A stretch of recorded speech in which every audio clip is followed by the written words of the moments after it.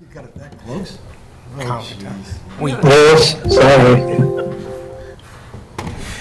I mean, we posted for 7. Great. Yeah. Okay. Yeah. Okay, it's 7 p.m. We can call the meeting to order. Tonight on our agenda, we were going to deal with any reserve fund transfers, but we don't have any. Deal with Article 47, which is the Agricultural Entertainment Overlay District. Equine Center definition, Article 48 is after that. Then Article 49, amend the zoning map for the Agricultural Entertainment Overlay District. And then Article 50 for the field design and construction. Then we'll move into any meeting minutes, but I don't think we have any tonight. That's good, so we'll move on from that. That quick. And then new business, old business, public access, and then adjournment. So the way Article 47 is going, we were approached and asked to have a presentation from the project's proponents. They'll come up and give their presentation, and then we'll have them, the planning board representatives, the town administrator, and the finance director, if she dials in, ready to address some of the questions that were unanswered by a series of questions we were sent to the town planner in advance so she could answer some of the bigger questions right up front, and we'll work through those. Then we'll address any other questions anybody from the committee has that hasn't been addressed, and then we'll open it up to the public for comment, but there's going to be some requirements on those comments in that you need to give us your name and address for our records. You're going to be limited to 3 minutes as a comment, in that you have to keep your comments related to the actual article and/or its impact, the article's impact to the town of Sturbridge. So with that, Karen, I leave the floor to you to start the presentation. And just to be clear, the zoning article is a general article. It will enable this particular project to move forward. Correct. It's a general article that is non-project specific. Yes, That's true. that Yes. is correct. Okay, so my name's Karen Davis. This is my partner, Bob George. We're here from George and Davis. We represent the proponents to this project. I'm going to give you a little bit of history. I know this project's been out in the public for a little while, but I'm not sure exactly what everybody knows about it. So this project did start about 2 years ago. Armin Jigian and his wife had come to Bob and I, and they were looking for a place for horses. Their initial goal was to create an equine center where horses could live, where they could retire, where they could race. And then shortly after, Richard Fields became involved in the project, and he's what we call our ag guy. So Richard has also been involved with horses, but his big area is agriculture, and he has had a real concern for the disconnect from the land. Richard has been involved in farm aid. He's been involved in a program called Ag in the Classroom, where he brings kids from the schools back to the land. So with those two visions in mind, I'm going to talk to you a little bit about what our vision is for this site. And again, this is an overlay zone for any proponent, but it was our clients who sort of envisioned what would go forward. So in our site, we basically have, it's up here on the side here, it's located between the Connecticut border and on 84. It stops a little bit before the Mashpog Road exit on 84. I'm going to stand up so I can. So there's basically 3 components to the project. The first component is the festival grounds, and the festival grounds include the racetrack. It would include a sports bar. It would have an amphitheater type arena for seating, and then the rest of it is sort of a park area for people to come, either to races or you can come and spend the day there. While we were out in the community over the last couple of months, one of the things that we did was we talked to the boards and we talked to the members. We wanted to find out what sort of... Wait, Karen, I'm sorry. Are we having problems that are being picked up on the TV? Just we need the camera. If you could speak into the microphone, that would be helpful. Sorry about that. Go ahead. Okay. So the first component would be centered around the racing activities at the site. The second, before I go there, we did go out into the community. We wanted to find out what are some of the needs of Sturbridge. How can these proponents partner with our town, because this will be a long-term investment in Sturbridge. So, I didn't have to turn it on? Pardon me, it's my fault.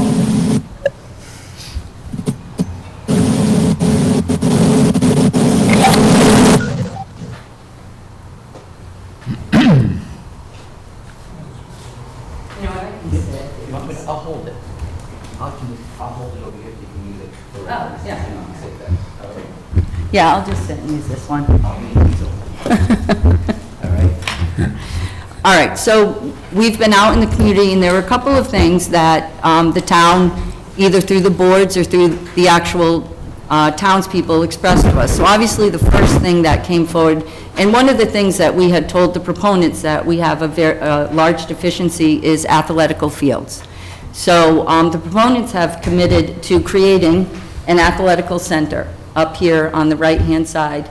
There would be 4 fields. We'll work with the Recreation Commission on what fields they want. Adult baseball fields have come up, multi-purpose. There'll be a concession stand so that the Honor Society or the leagues can sell concessions at the games. There'll be bathrooms.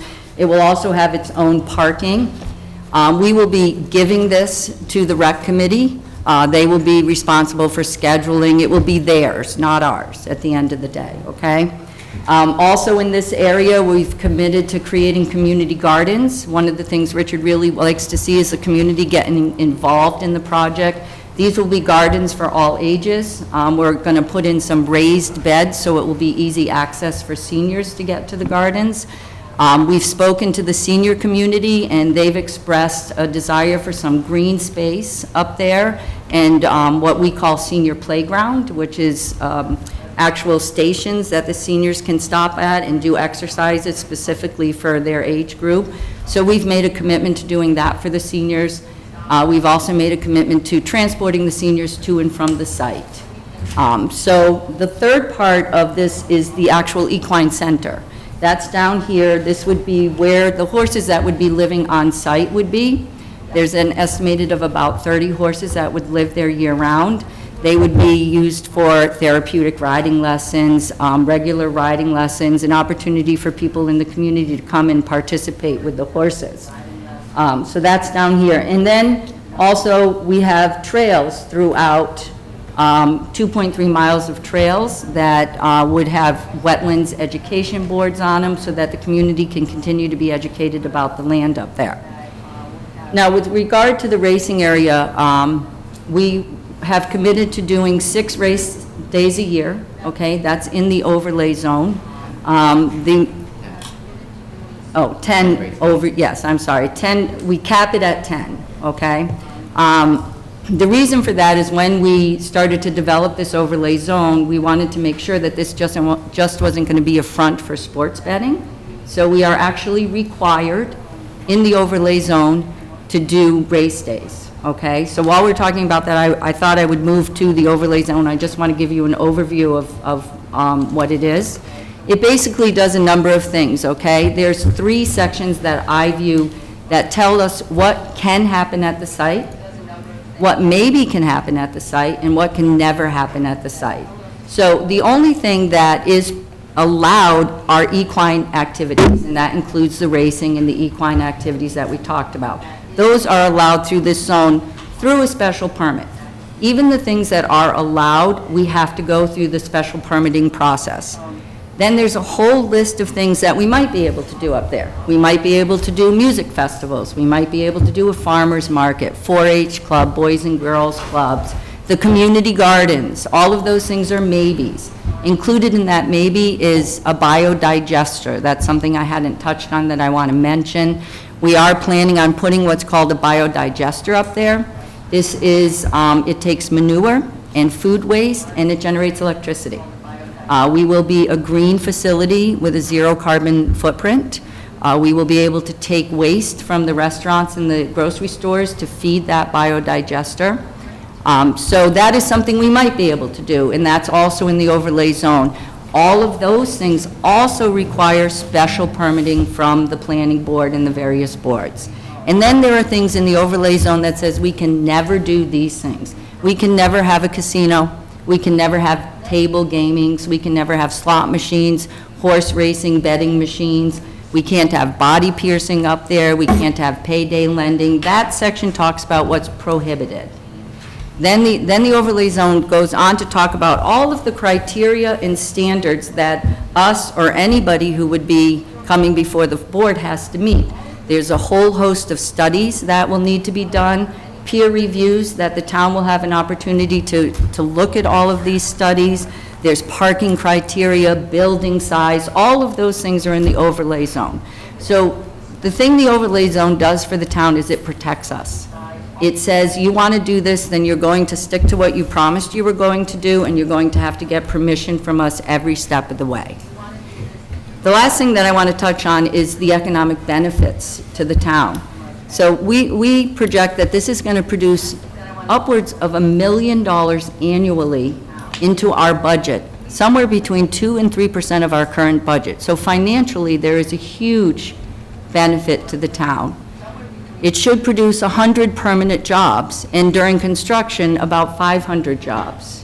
It will have an economic impact outside of just our facility because it will bring businesses to our restaurants, it will bring businesses to our hotels, to our shops. So the economic value of this to our town is something this town has never seen before and may never have an opportunity to take advantage of again. So I think I've covered sort of the overview. Oh, yeah, I'm sorry, the business model. You guys want to know about that, don't you? So the business model behind this project is the gaming. There will be gaming that takes place. There is sports betting. It is 80 to 90% online. This is the DraftKings, that type of sports betting. We do anticipate, like on Patriots games and big baseball games, that the sports bar will attract people and people can come to the site and they can bet on site. But the studies have shown that somewhere upwards of 80 to 90% is people will sit in their living room and they'll bet. Now, every racetrack that has been attached to some form of gaming has been very successful, because I know there were some questions on why will this succeed. If you look at Saratoga, they have a gaming attached to them. I sent you the Spectrum study. Our projected gaming income when we're full swing is $35 million a year. We don't anticipate having problems with staying in business. But yes, the majority of our income and our revenue will come from the online betting that will take place mostly in people's living rooms. Also, Massachusetts, Bob told me this and I didn't know that, we are prime for a lot of money in this arena because we're such big fans. Our state has got a lot of sports fans. And we will be the 48th state to pass this. This isn't a new revenue source. So there has been years of studies on how profitable this gaming revenue can be. So I think, did I cover the questions that were in there, Kevin? No, there's still a couple others. and No, I know, but I wanted to You've actually try to- developed a few more, at least for me. Okay, good. Was there anything else that you think I missed? No, I think you covered it well. Yeah. Okay. Oh, I'm sorry. There is one other thing. Access. Oh, I'm sorry, That's a big one. access. That's My question. Yes. We have promised to put in an I-84 interchange, okay? So a lot of concerns came up over Breakneck Road, people coming down Breakneck Road, and we will be building an I-84 interchange, so people coming from Hartford will be coming off this way. People coming from Boston, they will get off on 15 and come down and come across.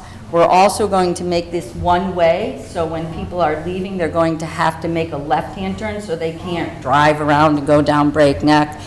We will also be required to do traffic mitigation studies, so that's going to require police details, possibly signs going up. Those traffic mitigation studies will have to be done annually. So if in year one, we find like, oh, okay, we did okay here, but in this section of town, we were experiencing some problems, we're going to have to revisit that annually. So that was a big piece. So this project will not go forward without an I-84 interchange. This project will not go forward if we don't get our gaming license. Those are two things that are a threshold to the project moving forward. My question is long access.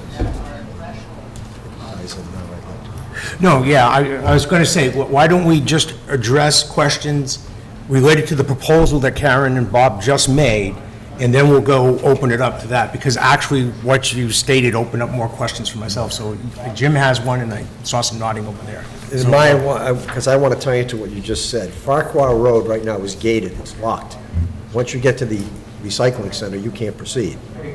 And my understanding is, unless the town chooses to open that gate for access by town emergency vehicles, fire, police, whatever, that can remain that way and remain locked and will not be used as an access into the facility by way of Breakneck Road. That will Am I be up to correct the on that? town, that's correct. That's up to the town, other than emergency access. And that would be up to the town to, That's right. I just wanted to clarify that, because there's been talk around that it's going to create all kinds of traffic on Breakneck Road, but not if the gate's locked. There's no- Right, no, we'll put the gate up, and then if the town chooses to allow access on that side through there, that will be up to, Town's call. yeah, Thank you. yeah. Ken, did you have a Yeah. question, Director? Just a question, there's the athletic fields. It seems like a good carrot to say, because we're always looking for athletic fields, to say, as part of the projects, there's a need in Sturbridge for athletic fields.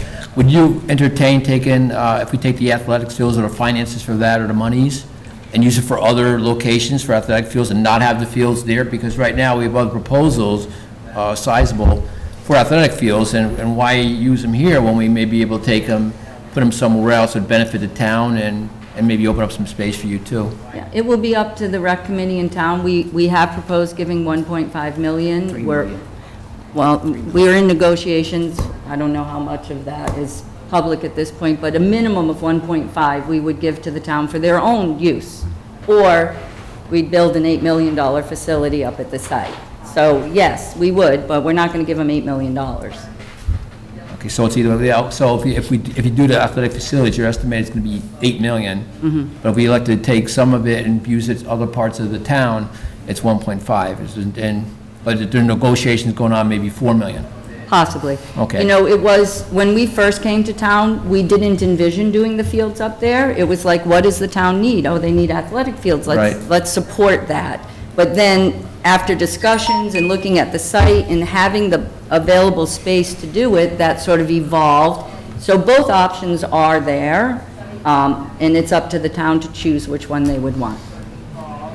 Do you have a question, Mike? I have no questions. I would just say, while that money's nice to fund some other areas, I think we found over the years, there's very limited parcels out there where we can place a field. I think the one we have to look at later tonight is probably the only one that's really viable at this point. So I think the land and the location out there would probably be the better choice than cash towards something else. And But I understand the project, so I have no questions that are proposed. And we've had a lot of conversation with Annie, and we're solving a good chunk of the problem. We're not solving the whole problem. That field on Cedar is still very much needed to meet the demands of our youth. We're helping. We're not completely solving. I have a question just on the image. I don't know if that's related or not. If you look at Sturbridge right now, it's kind of an idyllic town. And do we want Sturbridge to be, it's the race town, the race horses, you know? And you have Ledge World, you have Mohegan Sun, and alike. You don't know what town it is, you just know it's there. So you see Sturbridge, and that's just open from a marketing perspective. Is there any thought, maybe not, and I don't know if you want it or not, but personally, I'd rather have Sturbridge as Sturbridge, the idyllic town, not Sturbridge, the racehorse town. You know, I don't want it totally associated with it, maybe like Mohegan Sun or Foxwoods. You don't know what town is Foxwoods? I have no idea. Well, I can tell you a couple things, okay? I know you have this in front of you. Yeah. Our architects have worked very hard to create a rendition of the buildings in the site that's going to be quintessential Sturbridge. If you look at some of the pictures, these are the designs that they have created.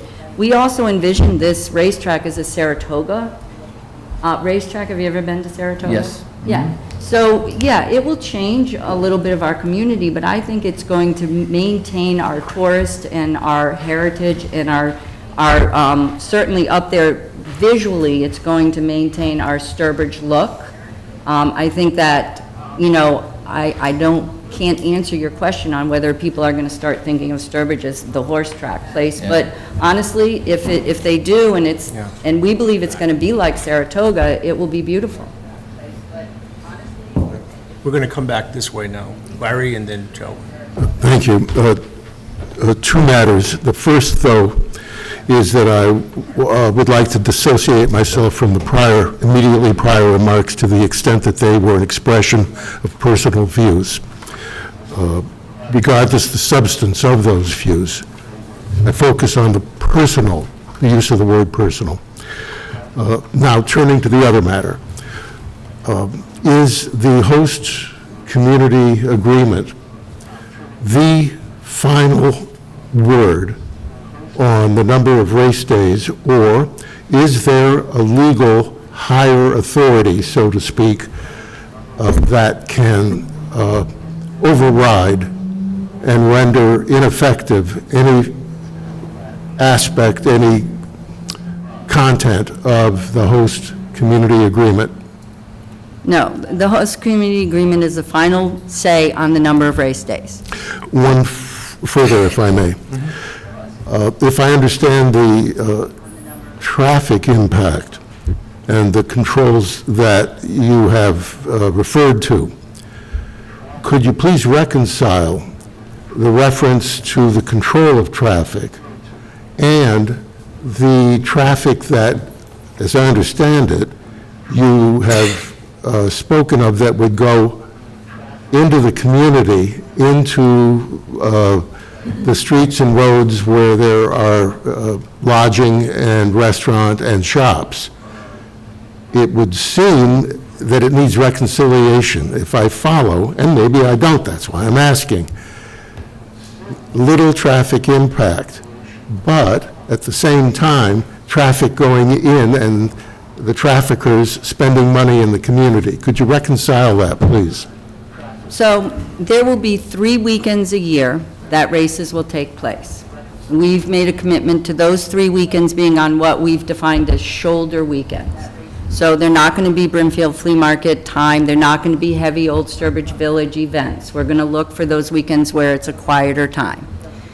The way I deal with it, Larry, is I tried to put it in perspective. There's 59 million cars that drive down Route 84 in a year.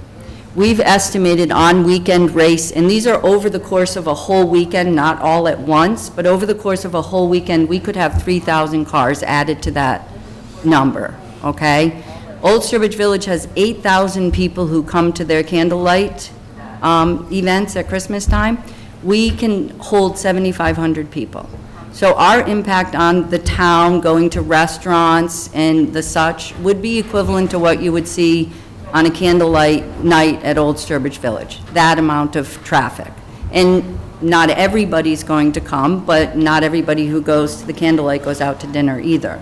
So that, in my mind, that's the kind of traffic that I see coming into town over those 3 weekends. For 355 days of the year, that's our time. That's when we get to use this facility. That's when we get to have our festivals, go to our gardens, go to our games.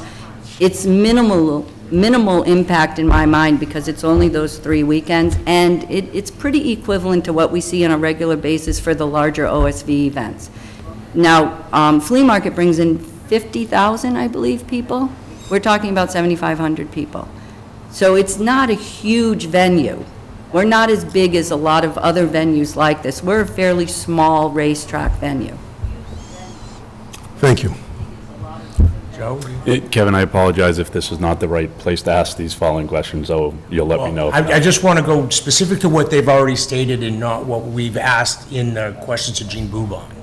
Okay, so perhaps Because then I'll hold we'll off. bring then. up everybody else to answer those questions. I'll hold off then. Okay. You have, Yeah, I do have one question that sort of struck me as you were talking. So you have the certain race days, but then you also have all these community areas. Would those still be in use on race days, say the ball fields? Yeah, I would say yes. I guess I only thought there is, what sort of security is there? Because kids wander and Okay. I know, Good I think question. it's fairly far, though I don't read maps well, but kids sometimes wander, and you have crowds, and I know it, really it should be on the parents, but it's not, they get distracted as well. I just wonder if that's come into the equation, not even just the ball fields, if you're out there walking the trails or in the gardens for people, and there's some real mixing there, and It would be hard to get to the ball fields all the way over to the festival grounds because there's Okay. a lot of natural ground that's going to be between the two. But there will be, the facility will have its own security system. We'll be partnering with both state and federal police during festival days at our cost. It would be no cost to the town when we would have people up there. We've talked about putting a substation for the fire and chief up there so that they will have immediate access during those festival times. Okay. Yeah, I just, that thought comes into your mind when there's little kids or, Well, I'm going to walk the land on Monday. I'll let you know whether you can walk from the baseball fields to the. yeah, I suppose I should go up there, but, You had a follow-up? Yes, just one. Thank you. Earlier, you spoke of activities in 3 categories: will, maybe, and never. Would you please lay out what must happen or cannot happen in order to convert a maybe into either a will or a never? I'm going to let Bob answer that. Thank you. So everything that can be done on the site has to go through site plan approval, has to go through special permit granting authority, the planning board. So there's a lot of oversight by the town. When we submit a site plan, it must include the racetrack and the Equine Center, because the town was very concerned that we do what we say we're going to do. So even though it has to be approved, any site plan must include that, okay? Now, so that's where the racetrack comes from. Now there's a whole category of about 20 uses that we might include. That's where the gaming license comes in. That's where we would put, we want to have a gaming license and we want to do online sports betting and on-site sports betting as well. That's where the biodigester is, that's where the farmer's market is, that's where the trails are. So when we do our site plan, it has to include the Equine Center, it has to include the racetrack. It may include a biodigester, it may include ball fields, it may include all those different things, okay? So those things we're going to put into the site plan, but we don't have to, okay? The third category are things we could never do. So that's a casino and a slot machine and a tattoo parlor and payday lending. So what we put into the site plan, there's a few things that we have to do, and then the rest are the things that we want to do.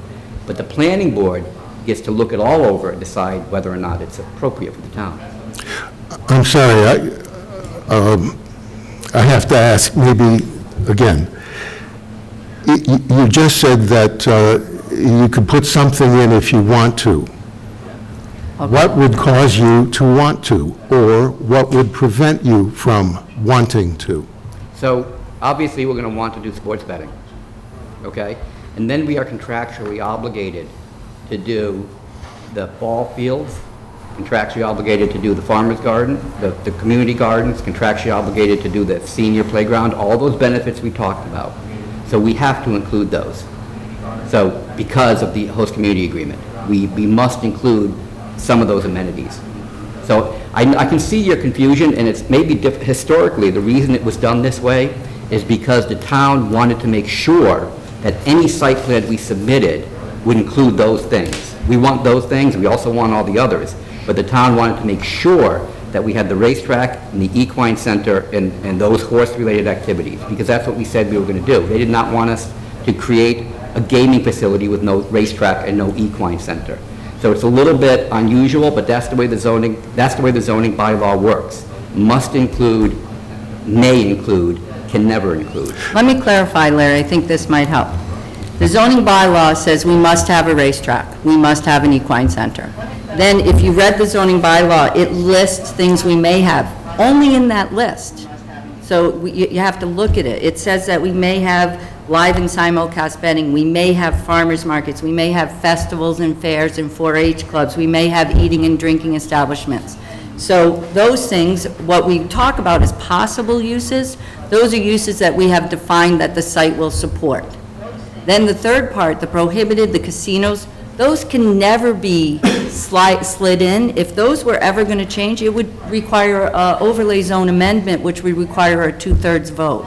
So the last section, that is the casinos, the check cashing, the payday lending, those can never be put into, hey, can we do this now because we're adding it? We can't do that. If anybody ever wanted those, they'd have to put in a new amendment to the bylaw, they'd have to go in front of the town, there'd have to be a 2/3 vote saying, okay, yeah, now you can do that.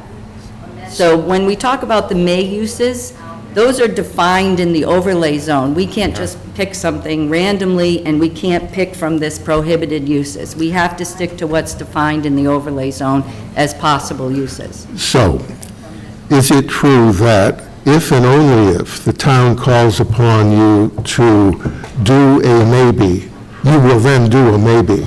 But if the town does not call upon you to do any given maybe, then probably not, unless you can find a revenue stream to underwrite it? No. Larry, can I try it this way, Larry? I think if they want to do anything on the site, they must put in the racetrack and the Equine Center. Right? Of those, you may do these if you want. They, as a project proponent, get to determine which ones they want to move forward with. And if they want to move forward with 2 out of the 10 or none out of the 10, that's part of their site plan review and special permit application and moves forward. If they do 2 out of the 10 and then a year down the road, sometime down the road, they want to add more from that, you may do these lists. They have to come back and amend their site plan and go through the site plan and special permitting process to get those uses added in there. The town doesn't have the right to say, you must put one of these, you may do things in here because we as a town want it. They need to include it as part of their business model and have the option to include the ones that make. I understand that. What I'm asking is, what would motivate you to activate a maybe? Because the athletic fields are in the maybe, and we've promised the town we're going to do them, so we're going to include them in our site plan. The community gardens are in the maybe list, and we've promised the town we're going to do community gardens, so we include those in the site plan. The simulcast betting is in the maybe list, and that's our revenue stream, so we're absolutely going to include that. There's eating and drinking establishments, there's a sports bar that we want to put up, so that's going to be included. The maybes are actually codifying everything that we're going to do, but they didn't make it you have to, because the have to is only the Equine Center. Can I interject something there for 1 second? There's one thing I was going to ask the planning board just to clarify this, because this has come up a couple of times. In the town of Sturbridge, if we do not have a zoning bylaw that explicitly allows for A, B, and C, whether they're actual physical things or something that may occur on a piece of property, you're not allowed to do it in the town of Sturbridge, correct? You have to have a zoning bylaw in place, like the chicken argument we had at the annual town meeting last year. We don't have a bylaw that allows chickens. No one in Sturbridge should have chickens unless you're an actual legitimate farm, correct? Is that my understanding how zoning works in this town? Yeah, okay. Imagine that at the special town meeting, a voter says, oh, there's going to be a community garden, I'm all for that, and then the sun rises, the sun sets, many times, they voted for something, and then, no, it's not there. Okay, so I understand your question now, Larry. That's the host community agreement. So the host community agreement is going to be in front of the Board of Selectmen on Monday, and out of deference to them, I can't give you all the details, but what I can tell you is we've agreed in the host community agreement to do all of those things, the fields, the community gardens, the trails, the money. There's substantial, even more money than I've told you tonight is in that host community agreement, and that contractually binds us to follow through with the promises, and the overlay zone gives us the vehicle to make those promises happen. So they kind of go together. Thank you. Is that, okay. Right.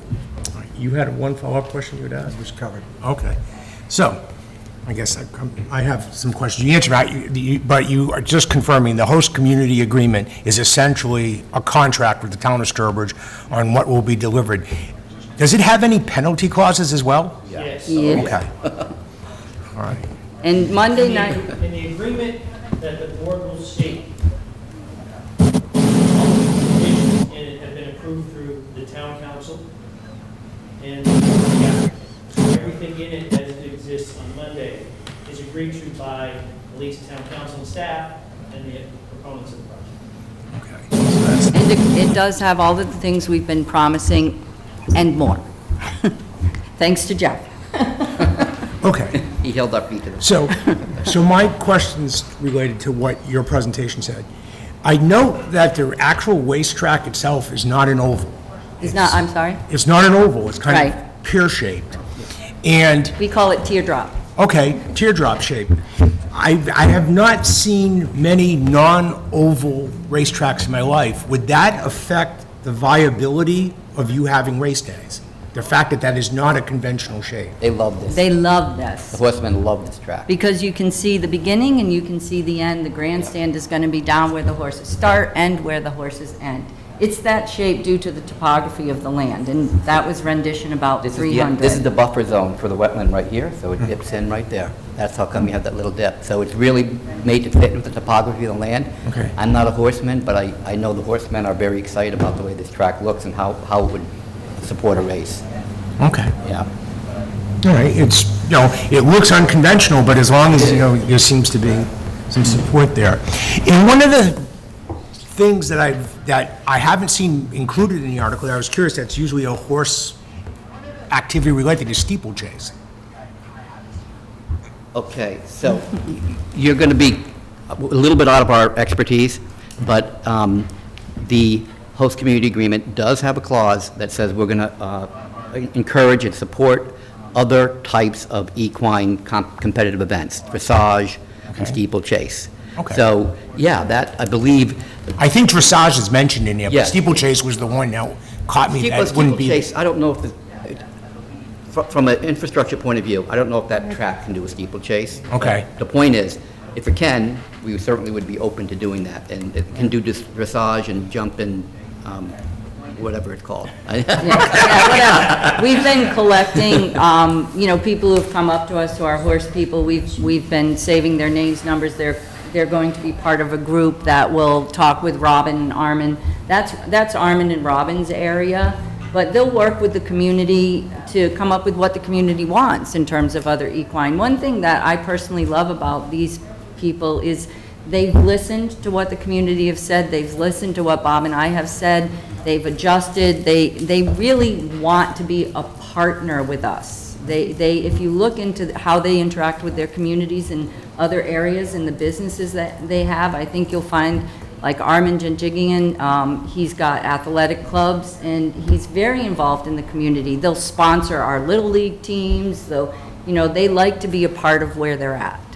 So, going back to the actual track itself, what's the composition of the track? Is it grass, is it dirt, is it an artificial horse track? It's turf, and we're actually going to have a turf farm right on site so that we can replace the grass there. And we're also committed to helping the rec department out, as far as maintaining the fields up there. And that will come out more, in the host community agreement. It'll be a state-of-the-art, top-of-the-line racetrack.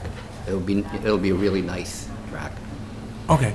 You had made mention that the athletic facility was turned over the recreation into the ownership of the town, or the stewardship of the town. Will that same hold true for the trails? No. Well, we'll work with the Trails Committee. We've met with them preliminary, and we want, talk to them a little bit about what they might, they talked about some different types of trails that I am also not familiar with. But no, we'll own and maintain those. Okay. And the only other thing that struck out is you talked about, having a biodigester on site, and that you would be willing to open it up to other town entities, whether they be the town itself, restaurants, things, so, they could go there and basically put their refuse. We'll pick their refuge up. That's what I was going to ask, how will it get there? Yeah, we'll Okay. pick it up. Just as an aside, once this is up and running, you'll be able to access the transfer station off 84, and if the town wanted to, they could ban commercial traffic down Breakneck Road. So, Okay. All right, great. So that takes care of my questions directly. Bruce, do you have anything? Thank you for... Yeah, Okay. I want you to review the breakdown of your revenue, but the majority of it will come from sports betting. Is that right?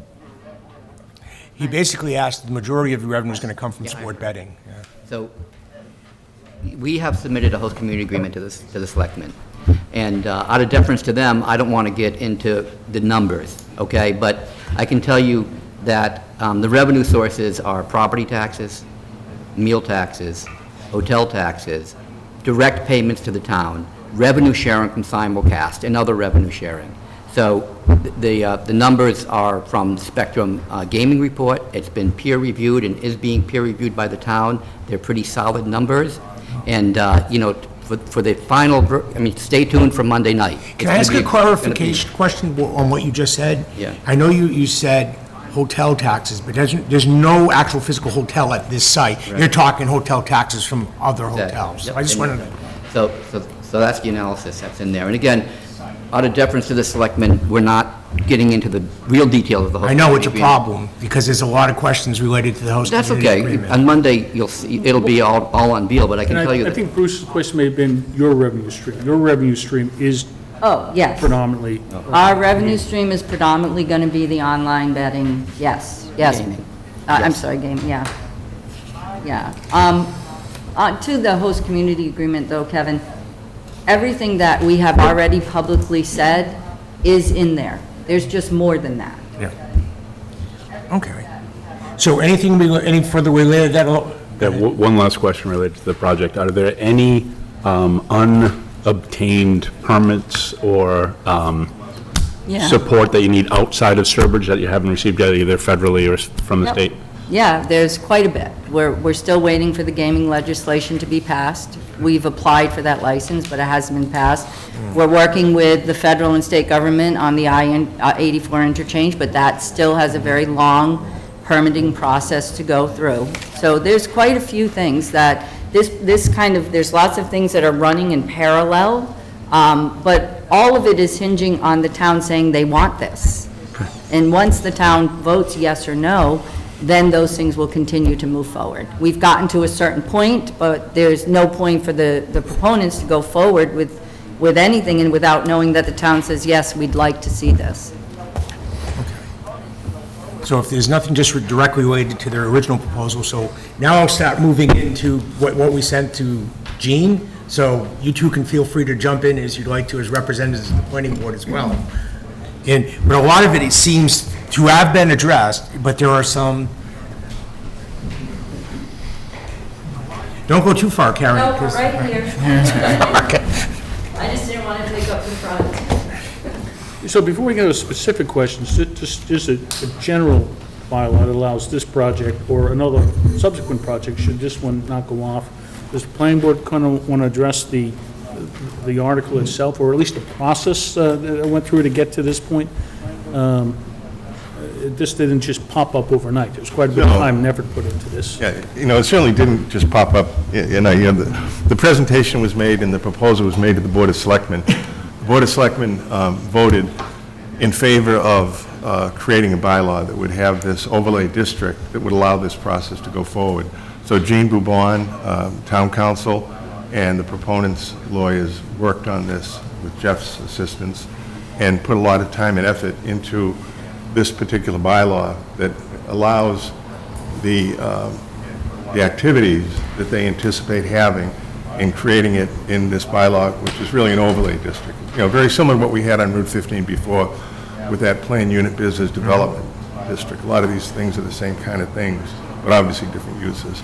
So, the planning board was really charged with the responsibility of creating a bylaw that would meet those requirements and presenting it to the town for approval. Really, I think most of the questions that were in our original document have been answered. There are two that kind of stick out. So if any project that would be developed under this bylaw were to go through, it basically says it would draw on the town's resources.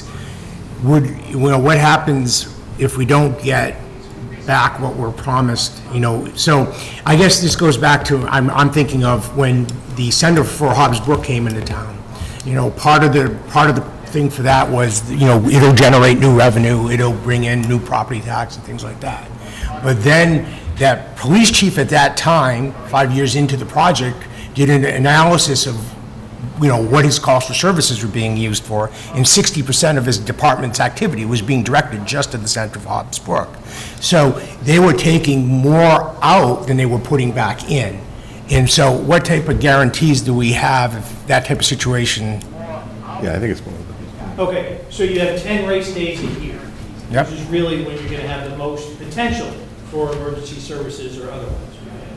During those 10 race days, the owners of the property are paying detail rates to officers, firefighters, and paramedics to be on site during those days. They're not coming out of the general fund, they're not coming out of the taxes, they're paying those days for the on-site activities. So right there, those 10 days when you have the most possibility of necessary emergency response or whatever, they're paying those days. Also with the possibility of a substation, I think I heard her. Correct. So during those days, we would put an ambulance there. There would be a place for the officers to stage, and those days would be paid for by the Coast Guard. Okay, and again, I'm sorry, Karen, you have to... We're also going to have our own security on site. Okay. And then the last question that I kind of see here that hasn't been addressed yet is, so a project coming in under this bylaw, is it foreseen what the impact would be on the town's bond rating? Have we gone to our auditors and said, would this be a negative impact? Because sometimes there's negative associations, sometimes there's positive associations. What would happen to our bond rating? As a former financial advisor for municipalities, I would say anytime you can diversify your tax base and your revenue streams, it's a positive to your economics and your bond rating. This facility, although Karen's is absolutely true, it's a lot of revenue. It's 3-4%. So if we get it, it's great. If we lose it, it's not the overwhelming impact like a nuclear plant or a one factory town issue, right? Yeah. So it's a positive because it diversifies your revenue stream and increases your tax base. Okay. Yeah, and along those, I would think it would be positive, because we voted $12 million for a senior center last night. Once that kicks in, we're going to add $1 million of taxes that we need to collect each year to pay for that. Right. If we approve the field that's coming up here tonight, in addition to that, that requires $500,000 a year. So Mike, So this will kind of help the overall... When you want to make a comment, though, there were people who were going to ask questions. Just kind of go through the chair. Okay. Thanks. I was just adding on to the end, but I'm done. Thank you. Yeah. Okay, so now we'll open it up, and I know Joe was waiting for a thing to these more general questions that you have, that any party would want to answer. Yeah, I'm not sure who this is to, but what is the required infrastructure? Who would required for the project? Who would pay for it, and who would own it? I'm assuming there would be required some type of additional electricity, water, sewer, et cetera, that I don't believe is currently existence. They would pay for it. And is it the town's property even though they pay for it? No. No, we would not take ownership of their water supply system or their sewer system. It would be their responsibility to operate, similar to the RV park on Route 15 or other large users that have their own, what's considered a community water and sewer system. Okay, that's helpful, thanks. Is that... And electricity, they would deal with National Grid to get power. And they would be- Okay. I want to make sure Joe's done. Okay. Jim? So my understanding is, on that property, the only thing we would own would be the ball fields if we choose to own them. Everything else on that property, whether it's the ground or anything that's built on it, belongs to the proponent. That was my understanding. I just wanted to... That's correct, and you're going to own the ball field. Thank you. Okay. Any other more general questions open to any of the parties? Just a tie into yours, but the revenue stream will go into the general budget. It's not going to be isolated for anything, any other purpose. Yes, under Massachusetts law, it's very difficult to earmark funds for specific purposes, so it would be general fund revenue. Did you have? I think I do have a question now. So, I mean, we're talking about a specific plan that's before us, but we're also talking about changing our bylaw. So if this never comes to fruition and we pass this, we still have this bylaw. So what effect could that have on the town, I guess, down the road? What other things might come in that we perhaps aren't envisioning? And I know it's an overlay district, so could be special permits upon special permits, but, I mean, remember when, the Senate Hobbs Brook, a lot of people focused on what was going in there, and you really had to think about, no, you're changing it to commercial, because I think it was rural residential, or whatever it was at the time, and you are making a general change here. This could fall through on many levels, because there's federal, state, local permitting to be done, and not to be pessimistic. No, I understand your question, Kathy. But the problem we have when we say, okay, we're going to now put commercial zoning here or industrial zoning here, we have to look to recognize that everything then that is in there could go in there, not just the specific project they're talking about. But in this case, where we have the overlay district, it is really for this agricultural equine, center type thing. And so the only way it can be used would be for the same uses that are allowed or required, in this particular bylaw, and then they're all would be subject to the same special permit granting authority. So it would go through the whole process. So if this particular project doesn't go forward, another one that comes forward would have to be the same type of project to go with all these requirements and all these allowed uses and so forth within there. Now, the host community agreement could be different. They could decide, not to do one thing or another. But again, it would all have to stay within the framework of this particular overlay district. And that's really, the reason for doing it this way. And this isn't the only site. I mean, the Board of Selectmen could at some point in the future decide there's another 200 to 300 acres somewhere that would also, be usable for this. And it would go through the same process. You'd have to have the approval to create, that part of the town to be allowed to have that overlay district, placed there. It's not anticipated, but, that's really what the bylaw is about. Also, Kathy, from a practical matter, the I-84 interchange is required in the overlay zone, so anybody who is going to come into this is going to have to do that as, preface it to anything else. Oh, okay. And Jim had a follow-up question. Clarification. So if this project should fall through, the underlying zoning, the current owner of this property, should this fall through, can still have this developed as a rural residential property, is my understanding. This can still go to a developer, all 200 plus acres, and have homes built. That's right. There's nothing to preclude that in this overlay.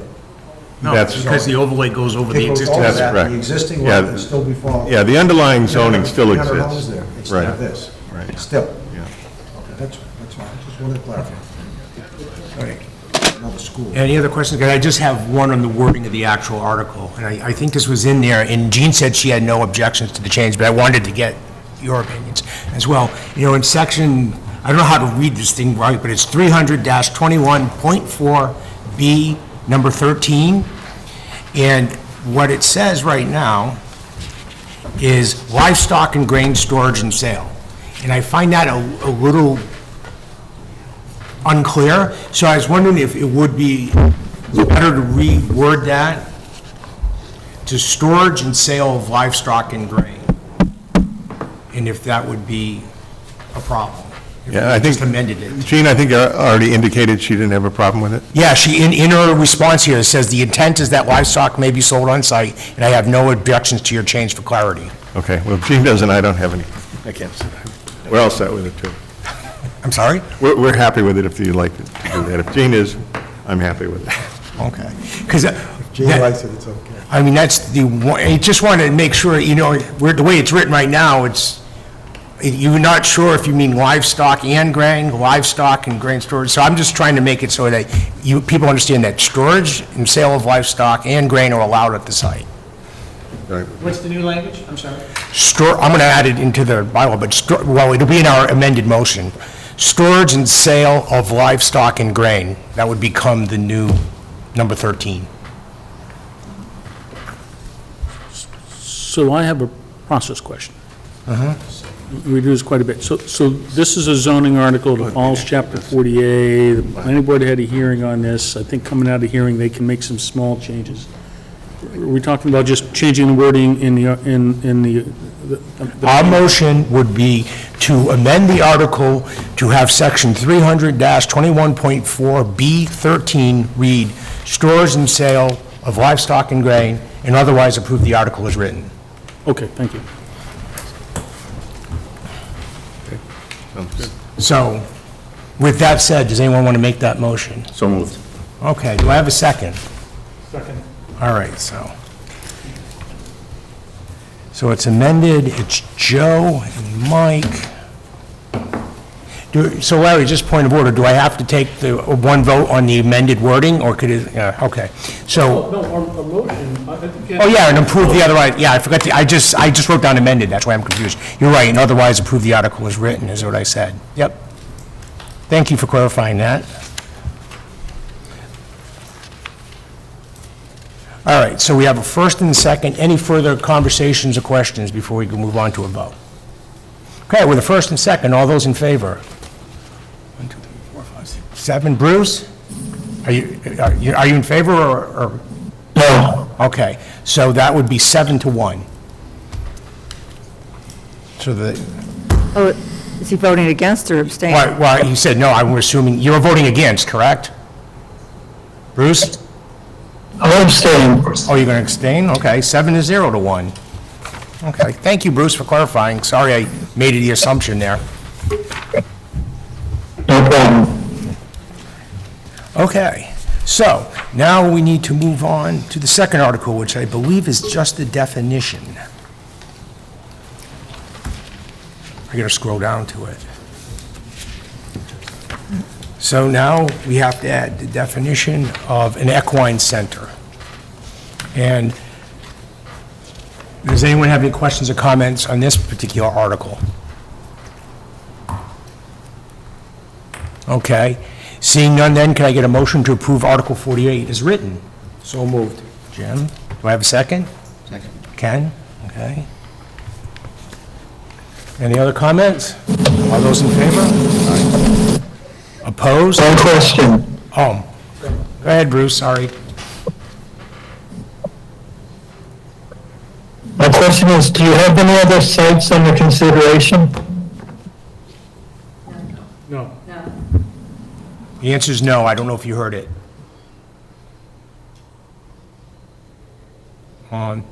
Okay, so Bruce, we're going to go back to the vote. We've got a first and a second to approve it as written. So all those in favor in the room? And Bruce, are you for or against? You're muted, Bruce. I think he said he's going to abstain, but... I'm going to abstain, sorry. Yeah. Okay, that's fine, so that's 7-0-1 as well. Okay, moving right along. So this is to amend the zoning map of the town of Sturbridge. So now we're defining what part of the town the actual overlay is going to sit on top of. And I think this goes to Charlie's point that sometime in the future, if they, Board of Selectmen can find another 300 acres, they could put the same thing in some other part of town. Somebody else that wants to do one, too. Yeah. Good luck.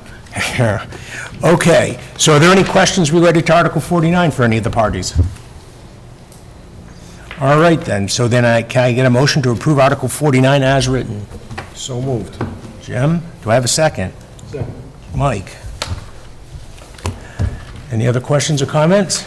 All those in favor? Opposed? Abstaining? Bruce, we're looking at you. You abstaining? Okay, 7-0-1. No, he's waiting. Oh, he raised his hand. I thought he raised when we said abstaining. Bruce, can you just confirm that? You abstained on that last one? Yeah, I'm sorry, I abstained. Okay, great, thank you. All right, so that gets us to 47, 48, 49, 50. So Thank you very much. Fields. Thank you all for coming and answering your questions and our questions. Good job. Okay. Planning board for a lot of time. Yes. Oh, shit. You know, I'm so used to not having anyone here. I'm sorry, were you here for that whole discussion? Damn. Do you want to make a comment anyways? I'm completely sorry. I'm so used to having no one attending our meetings. Covered every issue that I have. Okay. So I apologize. I'm just used to normal operating procedure and that. If I want to be heard, I'll be heard. Oh, okay. All right, thank you. All right, multi-use field design and construction. So we have a $5 million project that's been lessened in costs by the $1 million from the CPC.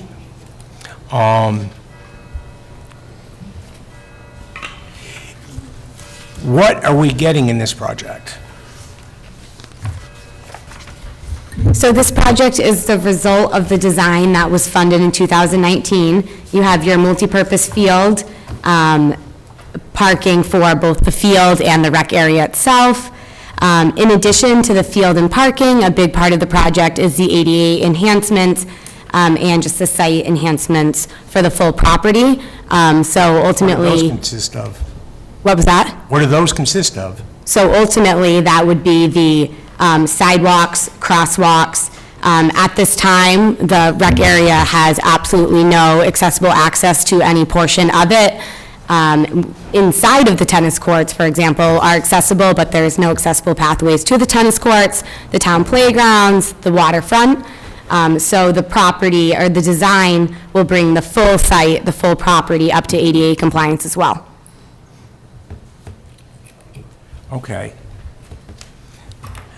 So, I guess my concern with this is, unlike every other borrowing article we've ever done, which actually sets a location, this actually just says Cedar Lake Recreation Area. Now, any reasonable person looking at this article would drive down there and see where the existing recreation area is in our facilities, and they would assume, okay, it's over here to the right. I go back to the town's GIS, and I look at what this parcel is, and it's just 60 Cedar Street. And every other time we've discussed this project, we've always identified the parcels and the locations that are identified. And the last time we considered this at the annual town meeting, I think we looked at it as 58, 60, and 70 Cedar Street. Is that what we're doing here too? That was a different proposal that was presented at the last town meeting. So at the time, the 70 Cedar Street, we wanted to look at expanding all of 70 Cedar Street. So we've been granted permission by the Board of Selectmen to approach over 70 Cedar Street for the grading purposes, but we're not developing 70. Well, if you're going over it and it's going to cost any cost because you're going to do something to 70, it should be included here. It is, that's why we call it the Cedar Lake Recreation. But a reasonable person wouldn't assume 70 is there because there's no development on 70 yet. So, right, they're going to look at a map and say 60. So what I would do is, would it be okay if we just added the words, you know, Cedar Lake Recreation Area located at 60 and 70 Cedar Street? You know, that may be too broad, particularly when it came to 70.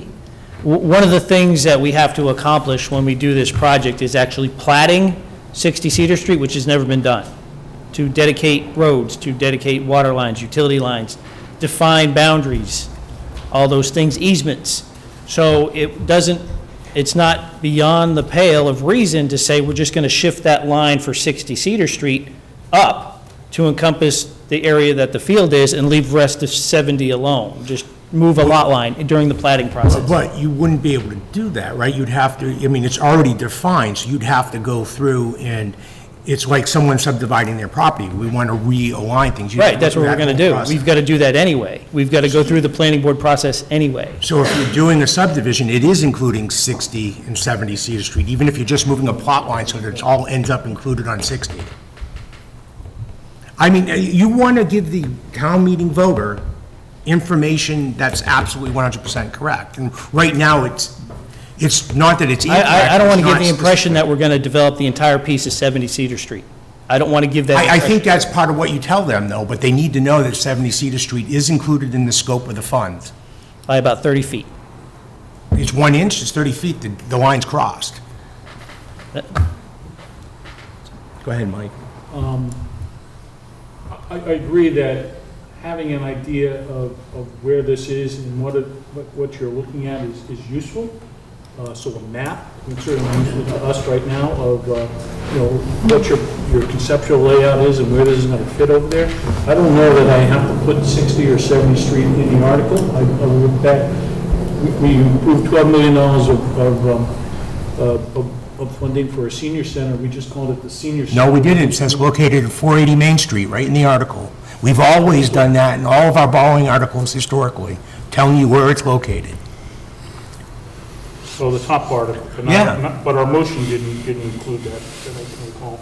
Oh, 40 Main Street, I'll take that back, all right. I'm fine, if that's, But certainly a it's the map, and if you're going committee's- to talk about this tonight, do you have something that we could look at so we have an idea as to what the concept is? Yeah, I didn't realize that the material wasn't provided, so I can make copies of this. Yeah, that'd be great.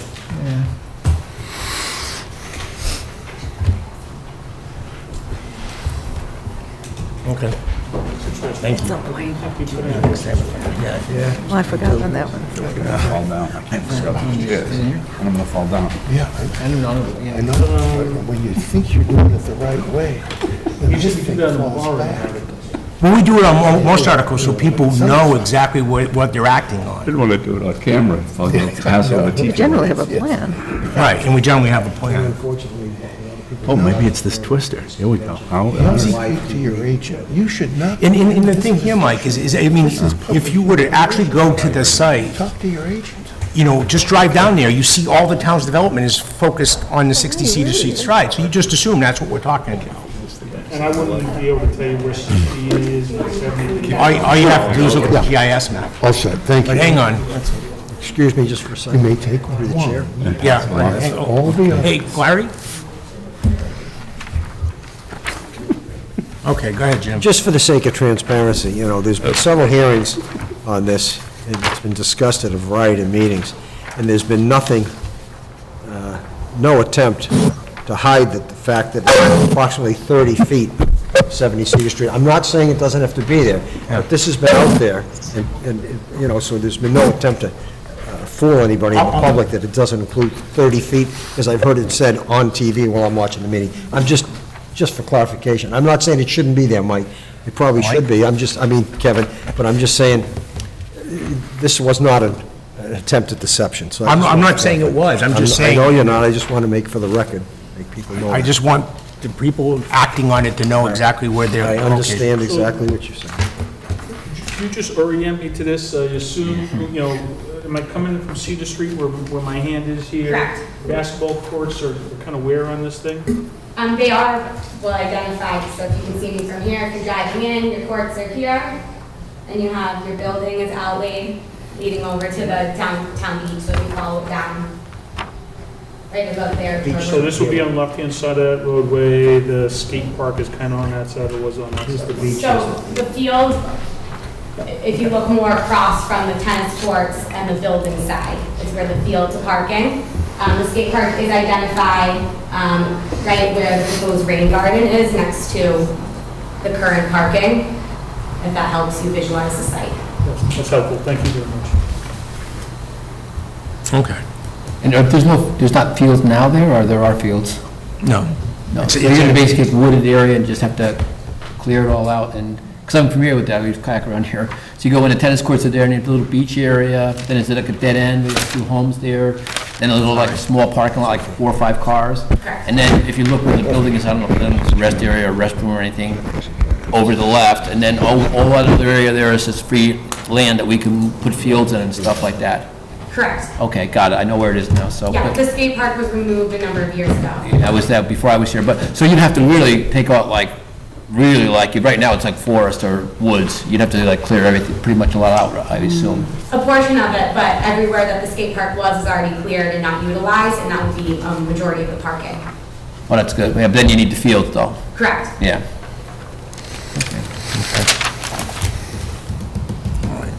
Any other questions? Okay, I have a couple. So,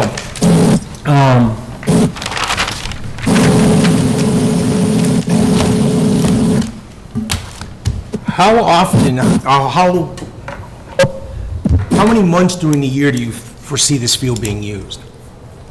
Well, it has the option to almost be used year-round, but our youth sport leagues right now are full seasons for both spring and fall. Majority have practices or games throughout the summer as well. So is a full season April to June? April to November? What's full season? A spring and fall, so April to June. It's going to be weather dependent how the fall. And then the fall starts in what, September or October? Your fall would be starting late August and then going through November. So basically, it's unused for 2 months in the middle of the summer. Well, the summer would be summer leagues, which is smaller. 2 months in the middle of the winter. No, you just said July and August. There was nothing except at the end of it. So there's pretty much the end of June, part of June, all of July, and part of August with no use. I keep trying to state that we have summer leagues that are summer divisions, so the only time there wouldn't be any use would be the winter months.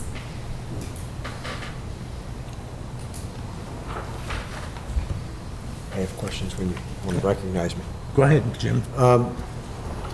So, I know the field is going to be lighted. It is. Yeah, it's going to be lighted. Shouldn't say lighted, no. Okay. Well, the field is going to be lighted, it's going to be 10 feet higher than the current road. It's going to be built up to be 10 feet higher, it's going to be an artificial surface. It's going to have, on top of that, 70-foot light stanchions to light the field. How late during the course of the week or on the weekends, how late into the evening will the field be used and be lit? Right now, the request from both football and soccer is they're not going to be doing on weeknights much past 8 p.m., so we won't be going much past 8:30, 8:45 to have everyone cleared, spot picked up, and out for the night. And currently, the the tennis lights go on till 10:30. Right, but how late will this field be lighted? So- Well, these lights will be a lot higher than the tennis courts, and they're a lot further into the neighborhood than the tennis courts, so I'm just curious. Our request isn't going much past 8:30 at this time from the leagues. Okay, so you'll try to, in the evening hours when it gets dark, you won't be lighting up the neighborhood? Absolutely. Okay, that was my question. Yep. Thank you. And it is majority youth of our youngest leagues as well. So what's the current I don't want to say capacity, I guess capacity, but how many fields do we have in use right at the moment? Well, the rec department doesn't have any multipurpose fields for the town, so we have our outfield of softball that we use, but we have softball field at Town Barn, our outer space practice area, and then we have the Little League field there, and then one field at Turner's. Isn't there a very giant field in the back part of the one down by the DPW garage?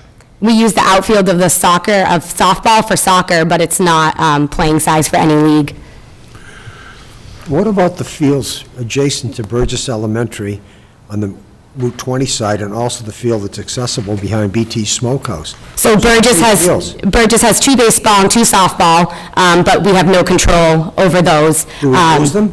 We use them, yep, they're fully used, they're pretty much the home base for softball and baseball leagues. But those are also used for private requests from, the 5-town division as well, but they don't have a multi-purpose field there. But those are owned by the town of Southbridge. Sturbridge, excuse me. So the town of Sturbridge has control over those fields. Burgess has control of the 4 fields. Burgess is part of the town of Sturbridge. It's not a regional school, it's part of this town. They gave the fields at Town Barn to Rec Department many years ago, but they've kept control of their own fields. Who did? Burgess. Who's Burgess, the school committee? That's how we originally obtained Town Barn fields. That's how it was originally designed. Not talking Town Barn, I'm talking the ones on the... Yep, so when they built in the new system, they left it within 3 fields they just referenced. 4. 4. Burgess controls those 4 fields, and we have no say in that as a town. Correct, but they don't charge like any of our youth leagues. They're still the We're missing my point here. This is the town of Sturbridge, and we own that property. And why does the school dictate to the town what those fields can be used for and when they can be used? If school's not in session, I mean, Jeff, can you answer that question? Is that a protocol that was set up and we have no control, the school committee controls that in lieu of the Board of Selectmen? I have no idea.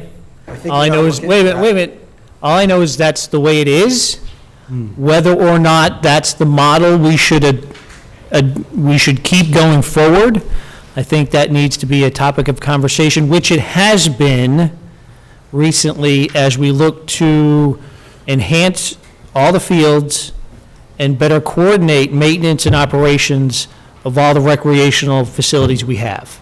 Okay, now I just want to make an observation, if I might, Kevin.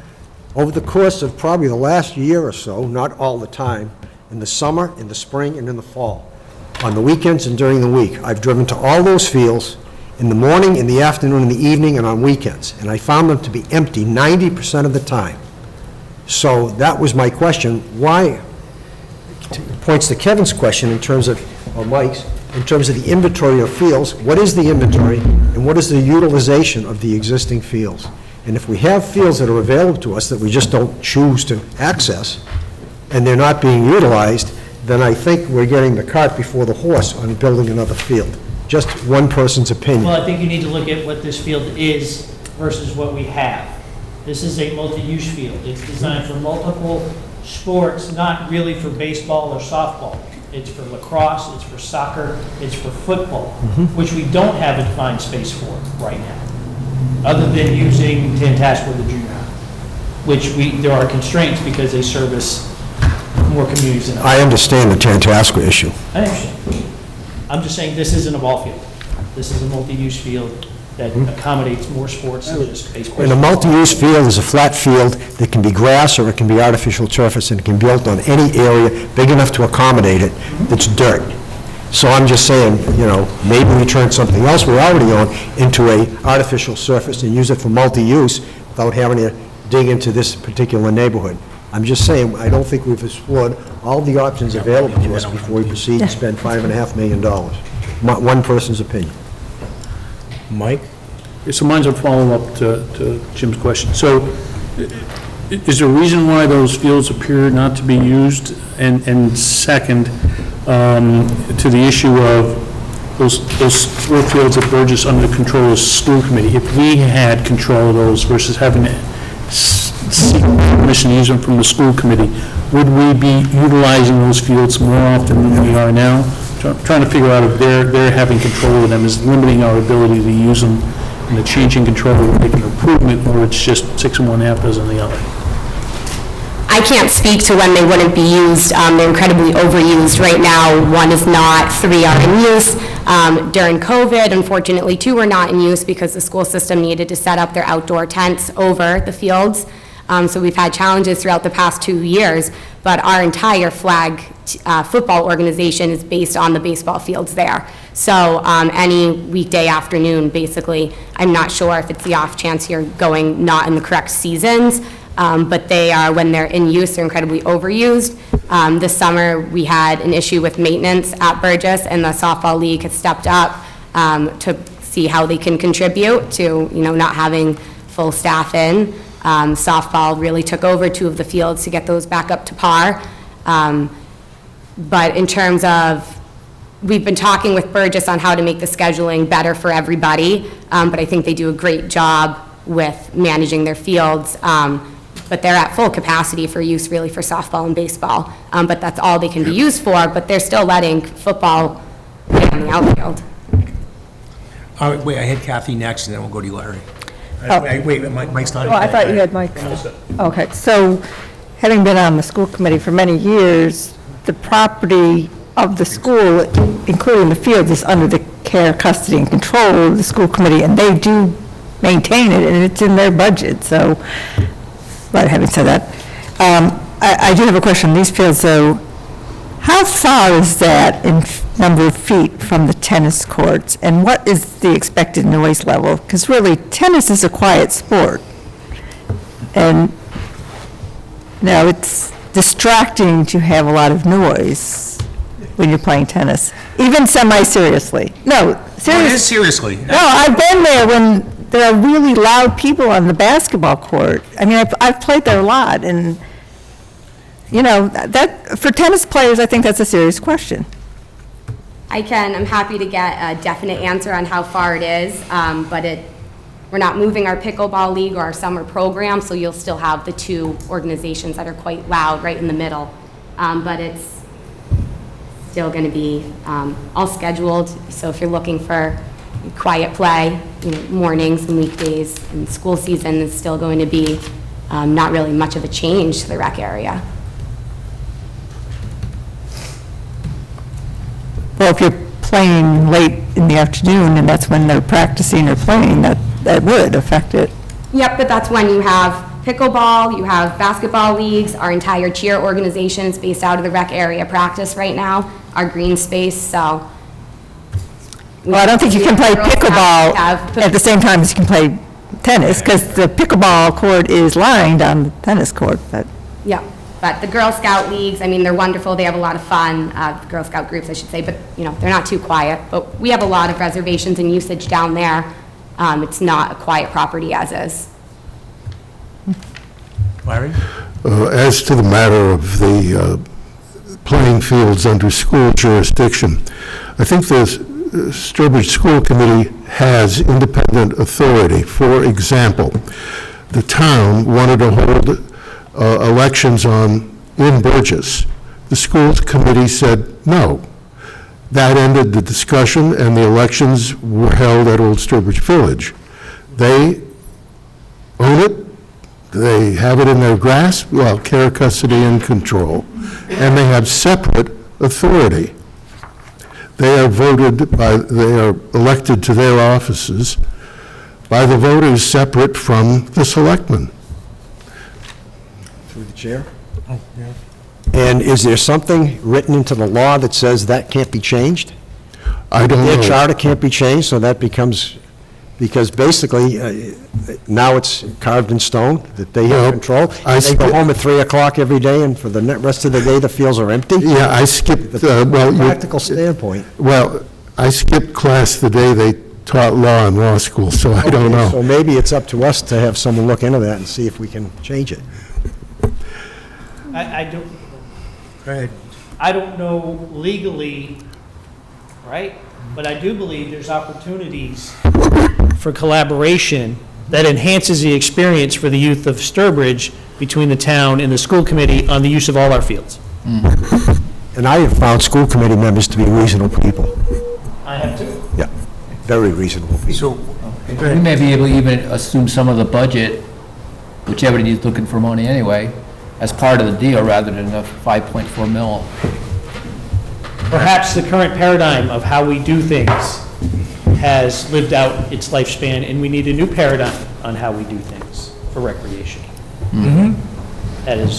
but it'd be nice to explore that before we invest, $4 million of taxpayer money to make sure that, we have exhausted completely, because I still don't, you still got this period in the middle there of the summer where you were talking there are non-official leagues that kind of use the fields, but I can't imagine they're using them 6 hours a day.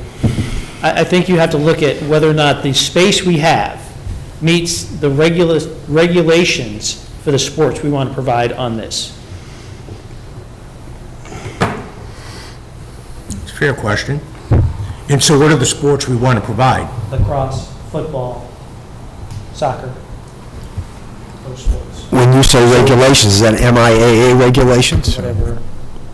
Correct. So the sport regulations will go all the way up through high school level. The primary use is going to be the Tantascwa Youth Football and Cheer Program, which are all their own independent organizations. They have their own set of rules, which you're referencing. And the second, or same shared use, is going to be our soccer league. If we have available usage, we would then go to the lacrosse team, which is the goal, especially in the spring. It looks like it'll be working well. But for an example, your fall schedule, you're looking at soccer and football sharing it weekly, weeknights, Saturday soccer games, Sunday your football, younger division, your flag division.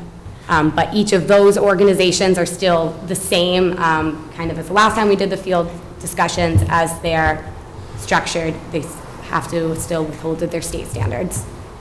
And if I may, Turner's Field is considered our Legion field. Correct. And yet, our Legion team has to play at Tantascwa because Turner's Field doesn't meet the minimum requirements to be a major league-sized field. It just, so, what do we use Turner's Field for if they can't play there? Legion still plays there.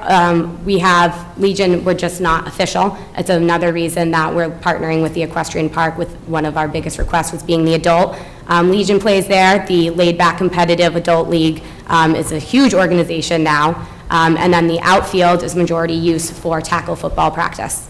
So Legion practices there, but they don't play official games there? They are still playing.